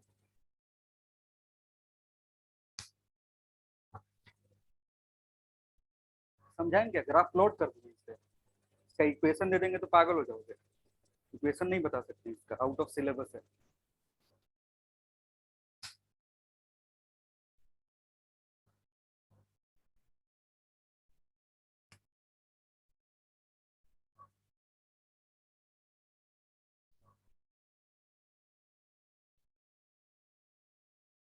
तुम लोग को नहीं पढ़ना होता है इसका इक्वेशन, आईआईटी वालों को बताना होता है, और तुम लोग आईआईटी की तैयारी कर नहीं रहे हो। ये टेम्परेचर T1 पे प्लॉट करा गया था, और ये जो ग्राफ है ये T2 पे प्लॉट करा गया था।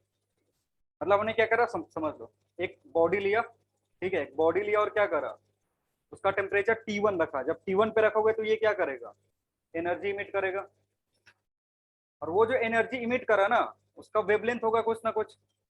तो उस वेवलेंथ के लिए हमने करो, देखो अगर मान लो ये स्पेक्ट्रम बाहर आ रहा है और इसका वेवलेंथ कितना है, लेमडा है, इससे जो एनर्जी निकल के आई that will be what, E lambda. तो हर एक जितना भी एक स्पेक्ट्रम आया उसको अब कंटिन्यूअस होगा, क्योंकि ब्लैक बॉडी है। ब्लैक बॉडी का काम क्या होता है, जो उसका स्पेक्ट्रम होता है कैसा होता है, कंटिन्यूअस होता है, उसमें जीरो से लेकर के इन्फिनिटी तक सारे वेवलेंथ मिलेंगे। अब उन सारे वेवलेंथ में हमने देखा कि एक पर्टिकुलर टेम्परेचर पे एक ऐसा वेवलेंथ है जिसके लिए स्पेक्ट्रल इमिसिविटी क्या है, मैक्सिमम है। इस पर्टिकुलर वेवलेंथ जो इसको रिप्रेजेंट कर रहा हूँ, अगर टेम्परेचर T1 पे देखोगे तो लेमडा M1 जो है, इस कोरोस्पॉन्डिंग वेवलेंथ पे जो एनर्जी आ रहा है वो क्या है, वो एनर्जी मैक्सिमम है। सही, अगर टेम्परेचर को हमने बढ़ाया, टेम्परेचर अब T1 से कहा चला गया T2, T2 is greater than T1। Body same है, बॉडी को चेंज नहीं करा हमने, बस इसको क्या करा है, जो काम T1 पे कर रहे थे वो काम अब कहाँ कर रहे हैं, T2 पे कर रहे हैं। अगेन हमने अलग अलग वेवलेंथ के लिए देखा कि अलग अलग वेवलेंथ के कोरस्पॉन्डिंग जो एनर्जी इमिट हो रहा है वो किस तरीके का दिखेगा। अगेन ग्राफ ऐसा ही देखा, लेकिन इसमें एक चीज दिखा कि अभी जो मैक्सिमम एनर्जी है वो कितना है, ई लेमडा M2 है, लेकिन जो ई लेमडा M2 है ना वो कोरस्पॉन्डिंग किसके आ रहा है, lambda M2, but this lambda M2 is less than what, मतलब अगर टेम्परेचर को बढ़ा रहे हो ना तो जो भी वेवलेंथ मैक्सिमम एनर्जी के कोरस्पॉन्डिंग वो क्या हो रहा है, घट रहा है। और इसी लॉ को क्या बोलते हैं, विन्स डिस्प्लेसमेंट लॉ बोलते हैं। इस ग्राफ को देख करके, ग्राफ विन्स ने प्लॉट नहीं करा है, इस ग्राफ को देख के विन्स ने फॉर्मूला बताया, विन्स ने अपना एक लॉ दिया जिसको क्या बोलते हैं, विन्स डिस्प्लेसमेंट लॉ। और उसने बस ये बोल रहा है कि अगर टेम्परेचर बढ़ाओगे तो wavelength corresponding to maximum energy decreases, ठीक है। तो ये पहले ग्राफ ड्रॉ कर लो, उसके बाद इसका कंक्लूजन लिखेंगे। लिखना, प्लॉट नहीं कर रहे हो?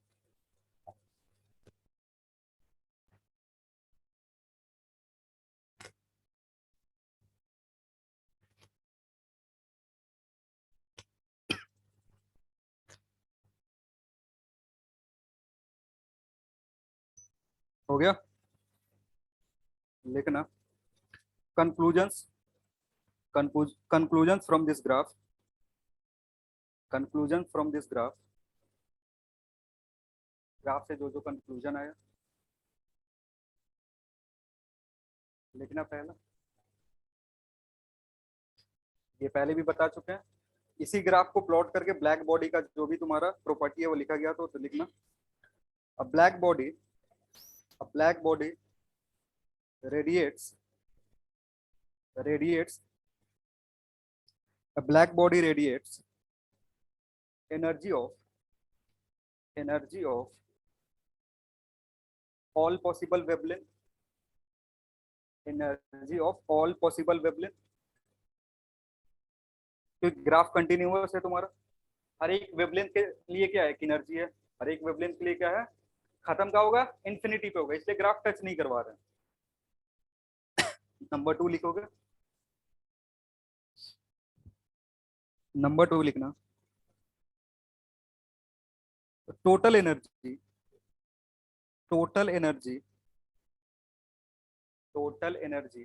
नंबर 2 में total energy radiated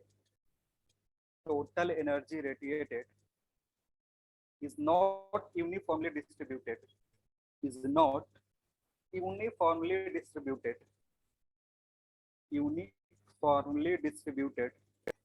among not uniformly distributed among wavelengths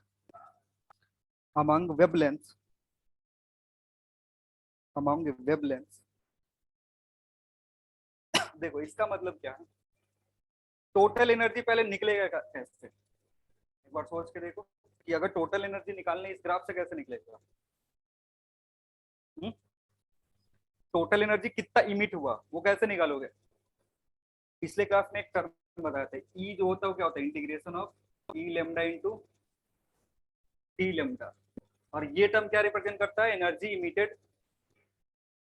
तो ये जो टर्म है इसको अगर इंटीग्रेट करोगे तो इसके अंदर एरिया, ठीक है।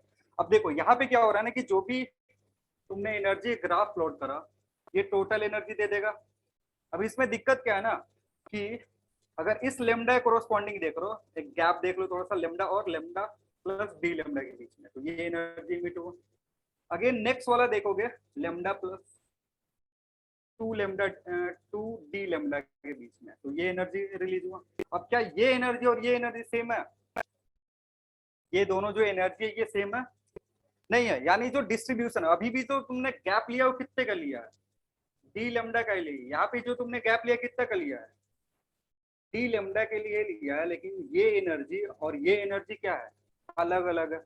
यानी अगर आगे बढ़ रहे हो या पीछे बढ़ रहे हो सेम रेंज में जो एनर्जी इमिट हुआ है क्या है, अलग अलग हो रहा है। इसलिए अगर यूनिफॉर्म डिस्ट्रीब्यूशन होता तो कैसा ग्राफ दिखता, स्ट्रेट लाइन। अगर डिस्ट्रीब्यूशन यूनिफॉर्म होता तो ई लेमडा तुम्हारा कैसा दिखता, इस तरीके का कोरस्पॉन्डिंग, यानी यहाँ पे लेमडा प्लस डी लेमडा देखो, या इसके आगे वाला पे जा करके देखो लेमडा प्लस 2 डी लेमडा, यहाँ पे जो एरिया आता है ये एरिया, और यहाँ पे जो एरिया आता है ये एरिया क्या होता, सेम होता, लेकिन उस तरीके का इसमें है नहीं। इसलिए सेकंड पॉइंट का लिखा है कि जो भी तुम्हारा एनर्जी इमिट हो रहा है, लेकिन जो एनर्जी इमिट हो रहा है ना देखोगे तो मोस्ट ऑफ द एनर्जी जो है वो इसी पोर्शन में है। मतलब यहाँ से अगर लेमडा 1 है और ये लेमडा 2 है, लेमडा 1 लेमडा 2 के बीच में अगर देखोगे ना तो मोस्ट ऑफ द एनर्जी इसी रीजन में आ गई है। इसके पहले जो एनर्जी और इसके बाद का वेवलेंथ तो बहुत सारे हैं, अभी भी इधर भी वेवलेंथ बहुत सारे हैं, लेकिन इनके कोरस्पॉन्डिंग जो एनर्जी है वो क्या है, कम है। सारी बात समझ में। तो सेकंड पॉइंट वही है, सेकंड पॉइंट बोल रहा है कि एनर्जी तो इमिट होगा, कंटिन्यूअस है, लेकिन वो जो एनर्जी है वो सबको इक्वली डिवाइड नहीं हो रहा है, सारे वेवलेंथ को अलग अलग मिल रहा है, सारे वेवलेंथ के कोरस्पॉन्डिंग जो एनर्जी है वो क्या है, अलग अलग है, यानी नॉन यूनिफॉर्म डिस्ट्रीब्यूशन है। समझ में आ गया? थर्ड पॉइंट देखो, लिखना area under, area under, area under graph, area under the graph represent, area under the graph represent emissive power of the body, represent emissive power of the body। area under the graph क्या होगा तुम्हारा, emissive power देगा, और emissive power को तुमने just देखा कि emissive power क्या होता है, डायरेक्टली प्रोपोर्शनल टू, तो एरिया यहाँ पे जो होगा area it will be directly proportional to T raise to power 4। आ रही बात समझ में? जो इमिसिव पावर है, जो भी एनर्जी है वो किसके कोरस्पॉन्डिंग है, अभी हमने रिलेशन देखा, ये वाला रिलेशन, इस टर्म को क्या बोलते हैं, इमिसिव पावर, इस वाले टर्म को क्या बोलते हैं, स्पेक्ट्रल इमिसिव पावर। तो ग्राफ जो हमने प्लॉट करा ई लेमडा वर्सेस लेमडा के बीच में, इसके अंदर का जो एरिया होगा वो क्या रिप्रेजेंट करेगा, इमिसिव पावर। और इमिसिव पावर एरिया है, यानी एरिया जो होगा टेम्परेचर का फोर्थ पावर होगा। मतलब अगर तुमको ऐसा दे दिया कि अभी एक ग्राफ प्लॉट करा है 100 केल्विन पे और एक दूसरा ग्राफ प्लॉट करा है 200 केल्विन पे, तो अगर तुमसे पूछेगा कि एरिया का रेशियो बताओ, व्हाट इज ए, ये तुम्हारा मान लो ये टेम्परेचर T2 है, ये टेम्परेचर T1 है, तो अगर तुमसे पूछेगा A1/A2 का रेशियो कितना होगा, हाँ डायरेक्टली प्रोपोर्शनल है T1/T2, टेम्परेचर ये वैल्यू पुट करोगे तो कितना है 1/2। आ रही बात समझ में? यानी जो भी रेशियो है एरिया का, क्योंकि एरिया इसमें रिप्रेजेंट क्या कर रहा है, ये टर्म रिप्रेजेंट कर रहा है।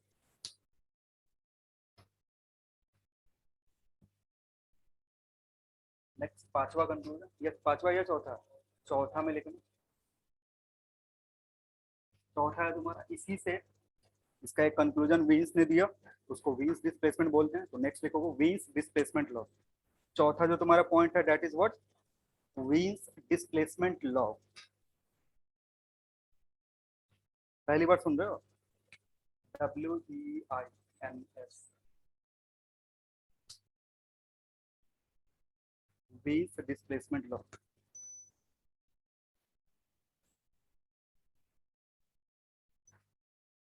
लिखना according to this law, according to this law, according to this law,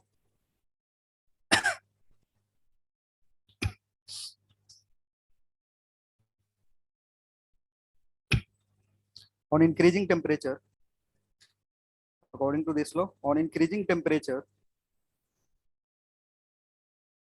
on increasing temperature, on increasing temperature, wavelength corresponding to, wavelength corresponding to, wavelength corresponding to maximum, wavelength corresponding to maximum, maximum spectral emissive power, corresponding to maximum spectral emissive power, power decreases, decreases, decreases, उसमें लिखना और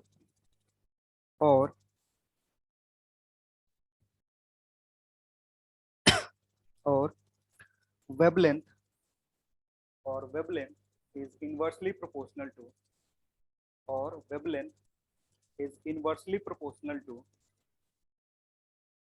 absolute temperature of the body, wavelength is inversely proportional to absolute temperature of the body।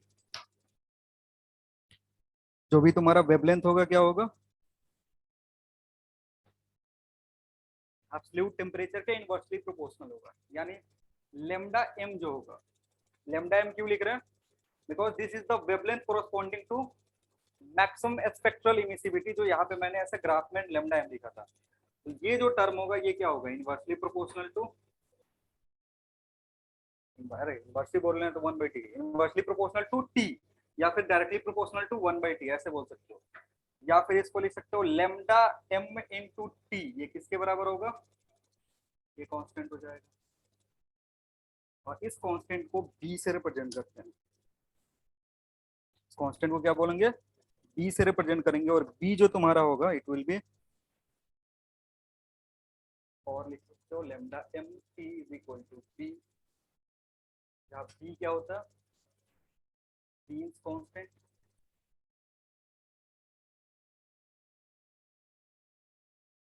और b की value कितनी होती है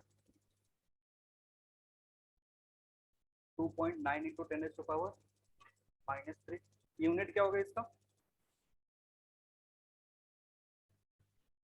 अब देखो इसमें थोड़ा कंफ्यूजन होता है अगर ऐसे लिखें एम के या फिर के एम,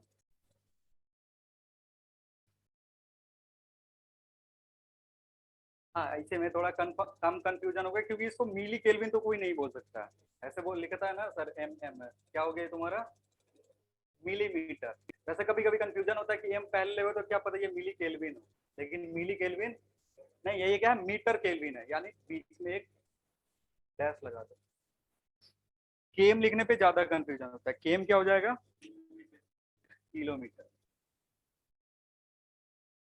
अगर ये एक्सपेरिमेंटल है, ये जो भी वैल्यू है ये क्या हुआ, अलग अलग ग्राफ प्लॉट करा वीन्स में और कैलकुलेट करा, किसी भी बॉडी के लिए जो लेमडा m इंटू टी होगा, ब्लैक बॉडी के लिए लेमडा इंटू टी होगा वो कांस्टेंट होगा, and that will be equal to 2.9 into 10⁻⁻3 metre kelvin.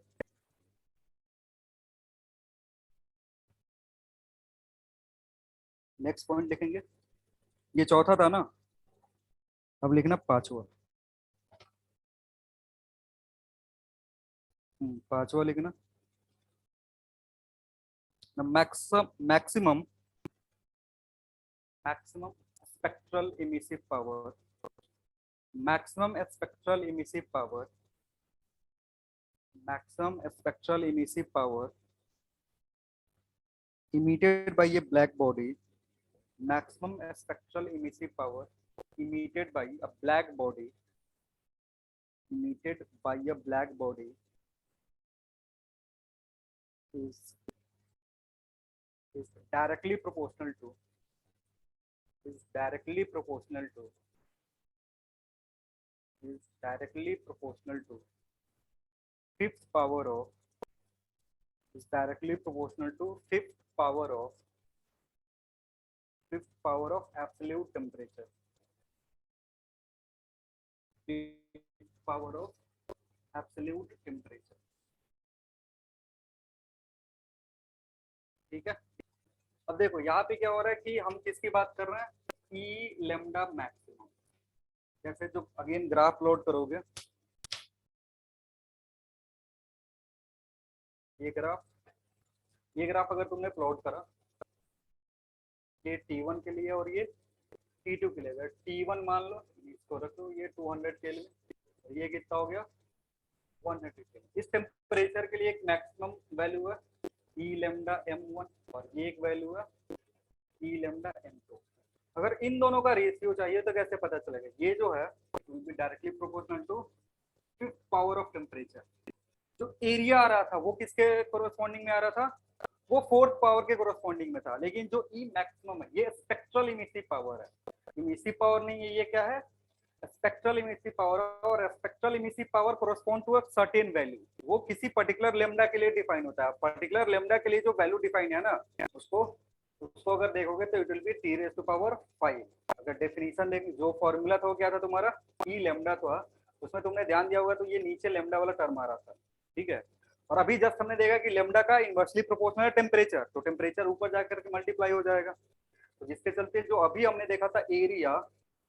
Directly proportional to क्या है T⁴ है, अगर इसी एरिया में किससे डिवाइड करते हैं लेमडा से, तो इधर लेमडा डिवाइड होता, और जस्ट हमने देखा कि ये जो lambda it is inversely proportional to temperature, ऊपर जा करके क्या कर देगा पावर 5 कर देगा, ये बस मतलब समझने का एक ट्रिक है, ऐसा नहीं है कि इधर से एक्चुअल डेरिवेशन करोगे वो आ जाएगा, जो एक्चुअल फॉर्मूला है तुम्हारा ना उस फॉर्मूला से ये दिख जाएगा सीधे सीधे, अभी ये जो है ये काम चलाऊ मेथड है बस तुमको समझाने के लिए, क्योंकि वो डरावना फॉर्मूला बताना नहीं चाहते तुमको।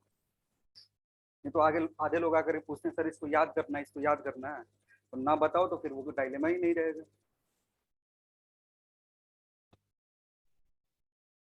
हो गया। तो अगर इसको कंपैरिजन करना होगा तो अब रेशियो जो आएगा कितना आएगा, ई लेमडा 2 बाई, अगर ई लेमडा 1 पूछेगा तो इट विल बी 1/2, या क्या उतना होगा 5 हो जाएगा, या 1/32। ये तो ध्यान देना कि जो क्वेश्चन है ना उसमें लेमडा पूछ रहा है या फिर लेमडा लगा हुआ है, मतलब दोनों में कंफ्यूजन होगा। स्पेक्ट्रल लगा हुआ है कि नहीं, अगर स्पेक्ट्रल लगा होगा टर्म तो क्या पूछ देंगे 5 देंगे। अगर स्पेक्ट्रल नहीं लगा हुआ बस इमिसिव पावर से रिलेटेड क्वेश्चन है तो इमिसिव पावर क्या होगा 4 होगा। ठीक है,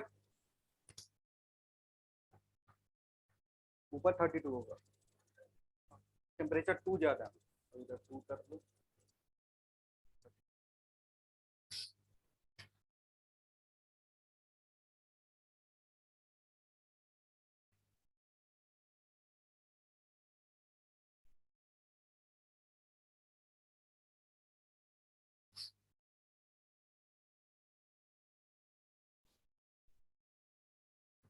और कुछ बचा तुम्हारे लिए?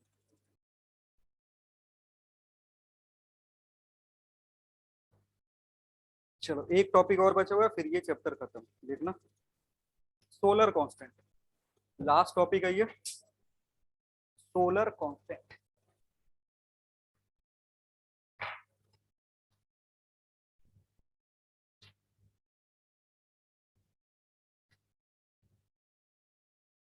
सोलर कांस्टेंट देखना, solar constant is the measure of, solar constant is the measure of, solar constant is the measure of amount of energy, amount of energy, amount of energy received on earth, received on earth from sun, amount of energy received on earth from sun।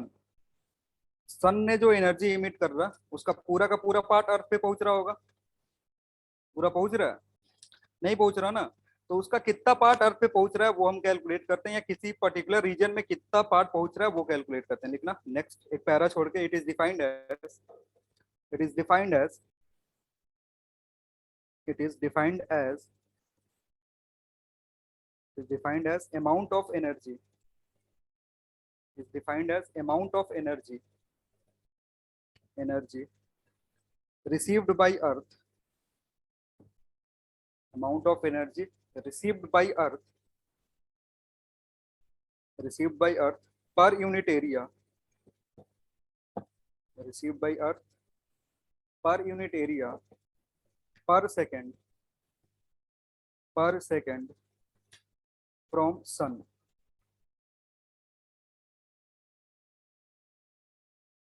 ठीक है sir, सन से जो energy तुम्हारे पास होता है, मतलब एक तरीके का नहीं, ये इंटेंसिटी है।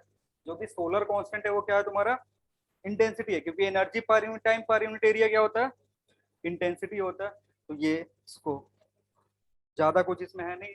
अब देखो मान लो अगर ये तुम्हारा सन है, इसका कुछ टेम्परेचर होगा, टेम्परेचर मान लो क्या है टीएस है, इस टेम्परेचर पे ये एनर्जी इमिट करेगा, और जो एनर्जी इमिट करेगा उसको कैसे लिख सकते हो sigma into A T raise to power T S raise to power 4।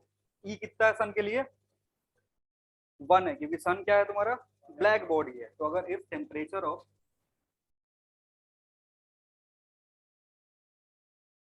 Sun is T S, तो ये फॉर्मूला लिख सकते हैं energy emitted, energy emitted per unit time क्या हो जाएगा, ये होगा E is equal to sigma A into T raise to power. अब ये एनर्जी इमिट हुआ, अब स्टार्टिंग में ही बोले थे कि जो भी एनर्जी अगर तुम्हारा पॉइंट सोर्स है, एक तरीके से सन जो है वो अर्थ के लिए कैसा सोर्स है पॉइंट सोर्स है, क्योंकि गैप जो है वो बहुत ज्यादा है। अब पॉइंट सोर्स से कोई भी एनर्जी इमिट होता है, कोई भी इंटेंसिटी जो होता है उसका डिक्रीज का मैंने रिलेशन बताया था कि intensity will be inversely proportional to distance के स्क्वायर, बताए थे स्टार्टिंग में ही जब पॉइंट लगा रहे थे ना। कि अगर कोई भी पॉइंट सोर्स है तो वहां से जो इंटेंसिटी रिलीज होगा वो डिस्टेंस पे कैसे डिपेंड करेगा, इनवर्सली प्रोपोर्शनल टू दिस। ठीक है, अब मान लो ये जो एनर्जी कहाँ से इमिट हुआ, सन से इतना इमिट हुआ, लेकिन ये पहुंचे किसके पास, अर्थ इधर का ही होगा, और दोनों के बीच में कुछ डिस्टेंस होगा, मान लो दैट डिस्टेंस इज डी। तो अगर यहाँ पे देखोगे तो जो एनर्जी यहाँ से इमिट हो रहा है वो किस फॉर्म में हो रहा है, स्फेरिकल फॉर्म में। जो भी एनर्जी इमिट हो रहा है वो किस फॉर्म में हो रहा है, स्फेरिकल फॉर्म में हो रहा है। तो स्फेरिकल फॉर्म के लिए वो पूरा एनर्जी डिस्ट्रीब्यूट होगा। तो अगर तुम देखोगे एनर्जी रीचिंग अर्थ सरफेस, जो एनर्जी अर्थ के पास पहुंचेगा वो क्या होगा, इट विल बी, इसको मैं रिप्रेजेंट कर रहा हूँ एस से, एस जो होगा it will be E by 4 pi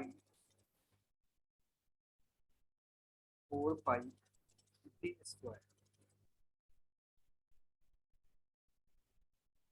4 pi क्यों आ रहा है, क्योंकि अगर यहाँ से पास होता हुआ एक बड़ा सा स्क्वायर बनाओगे, यहाँ से पास होता हुआ क्या करेंगे, एक बहुत बड़ा स्फीयर बनाओगे, तो उस स्फीयर से, उस स्फीयर का जो इंटेंसिटी आएगा, उस स्फीयर पे किसी पॉइंट पे इंटेंसिटी देखो तो कैसे निकलेगा, this E divided by this term.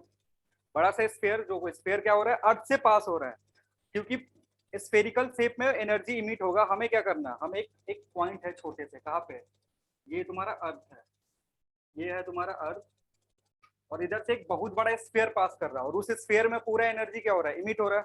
तुम्हें कहाँ का इंटेंसिटी चाहिए, अर्थ पे जो इंटेंसिटी चाहिए वो कितना होगा, this energy divided by area, किसका, उस बड़े स्फीयर का, और उस बड़े स्फीयर का एरिया कितना होगा, सरफेस एरिया कितना होगा, 4 पाई डी स्क्वायर, जहाँ डी क्या है, distance between sun and earth.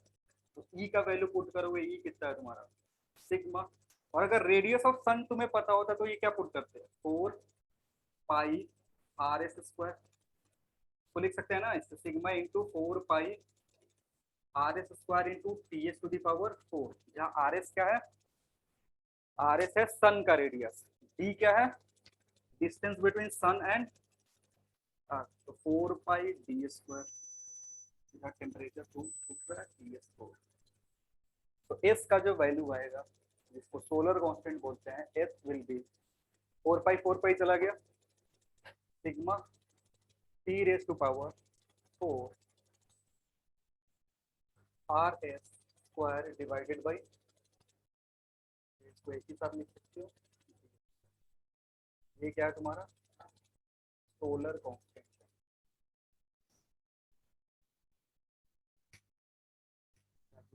Term से लिख सकते हैं, TS जो है ये है टेम्परेचर ऑफ सन, RS जो है ये रेडियस ऑफ सन, और D है, D क्या है तुम्हारा, डिस्टेंस बिटवीन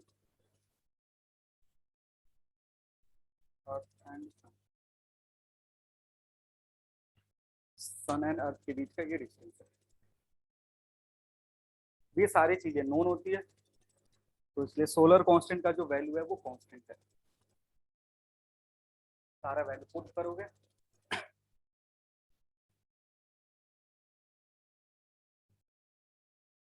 एस जो आएगा वो आएगा 1.4 वाट पर किलोवाट पर मीटर।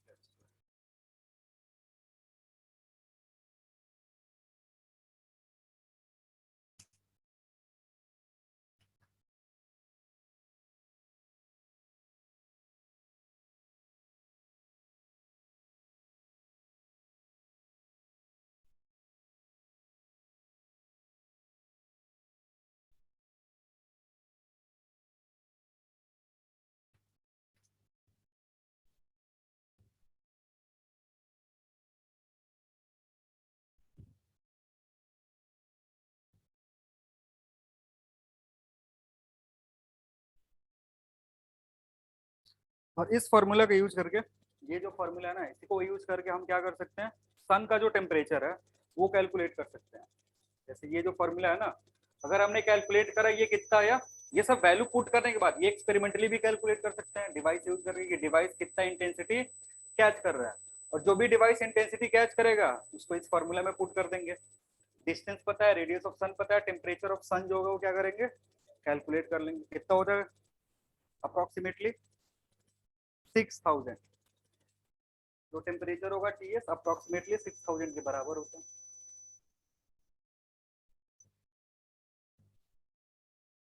अब देखो इससे रिलेटेड क्या क्वेश्चन आएगा ना, जैसे मान लो तुम्हारा अर्थ है, अर्थ का एरिया दे दिया, अर्थ का सरफेस एरिया दे दिया, मान लो 10 मीटर स्क्वायर, बोला 10 मिनट में ये कितना एनर्जी रिसीव करेगा।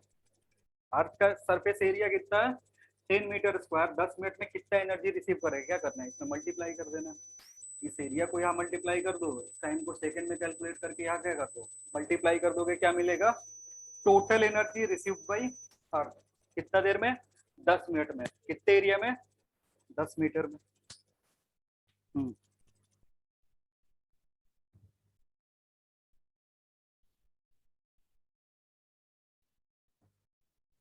चलो ठीक है, फिर ये चैप्टर तुम्हारा देख लेते हैं, कोई टॉपिक अगर छूटा हो तो।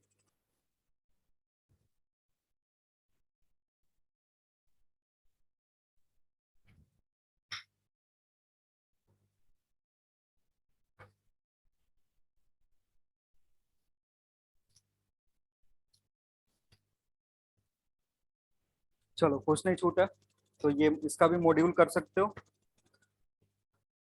इसके बाद शुरू होगा प्रॉपर्टीज ऑफ मैटर। अब फ्लूइड मैकेनिक्स और प्रॉपर्टीज ऑफ मैटर स्टार्ट होगा। पहले हाँ, पहले प्रॉपर्टीज ऑफ मैटर करेंगे। चलो थैंक यू एवरीवन।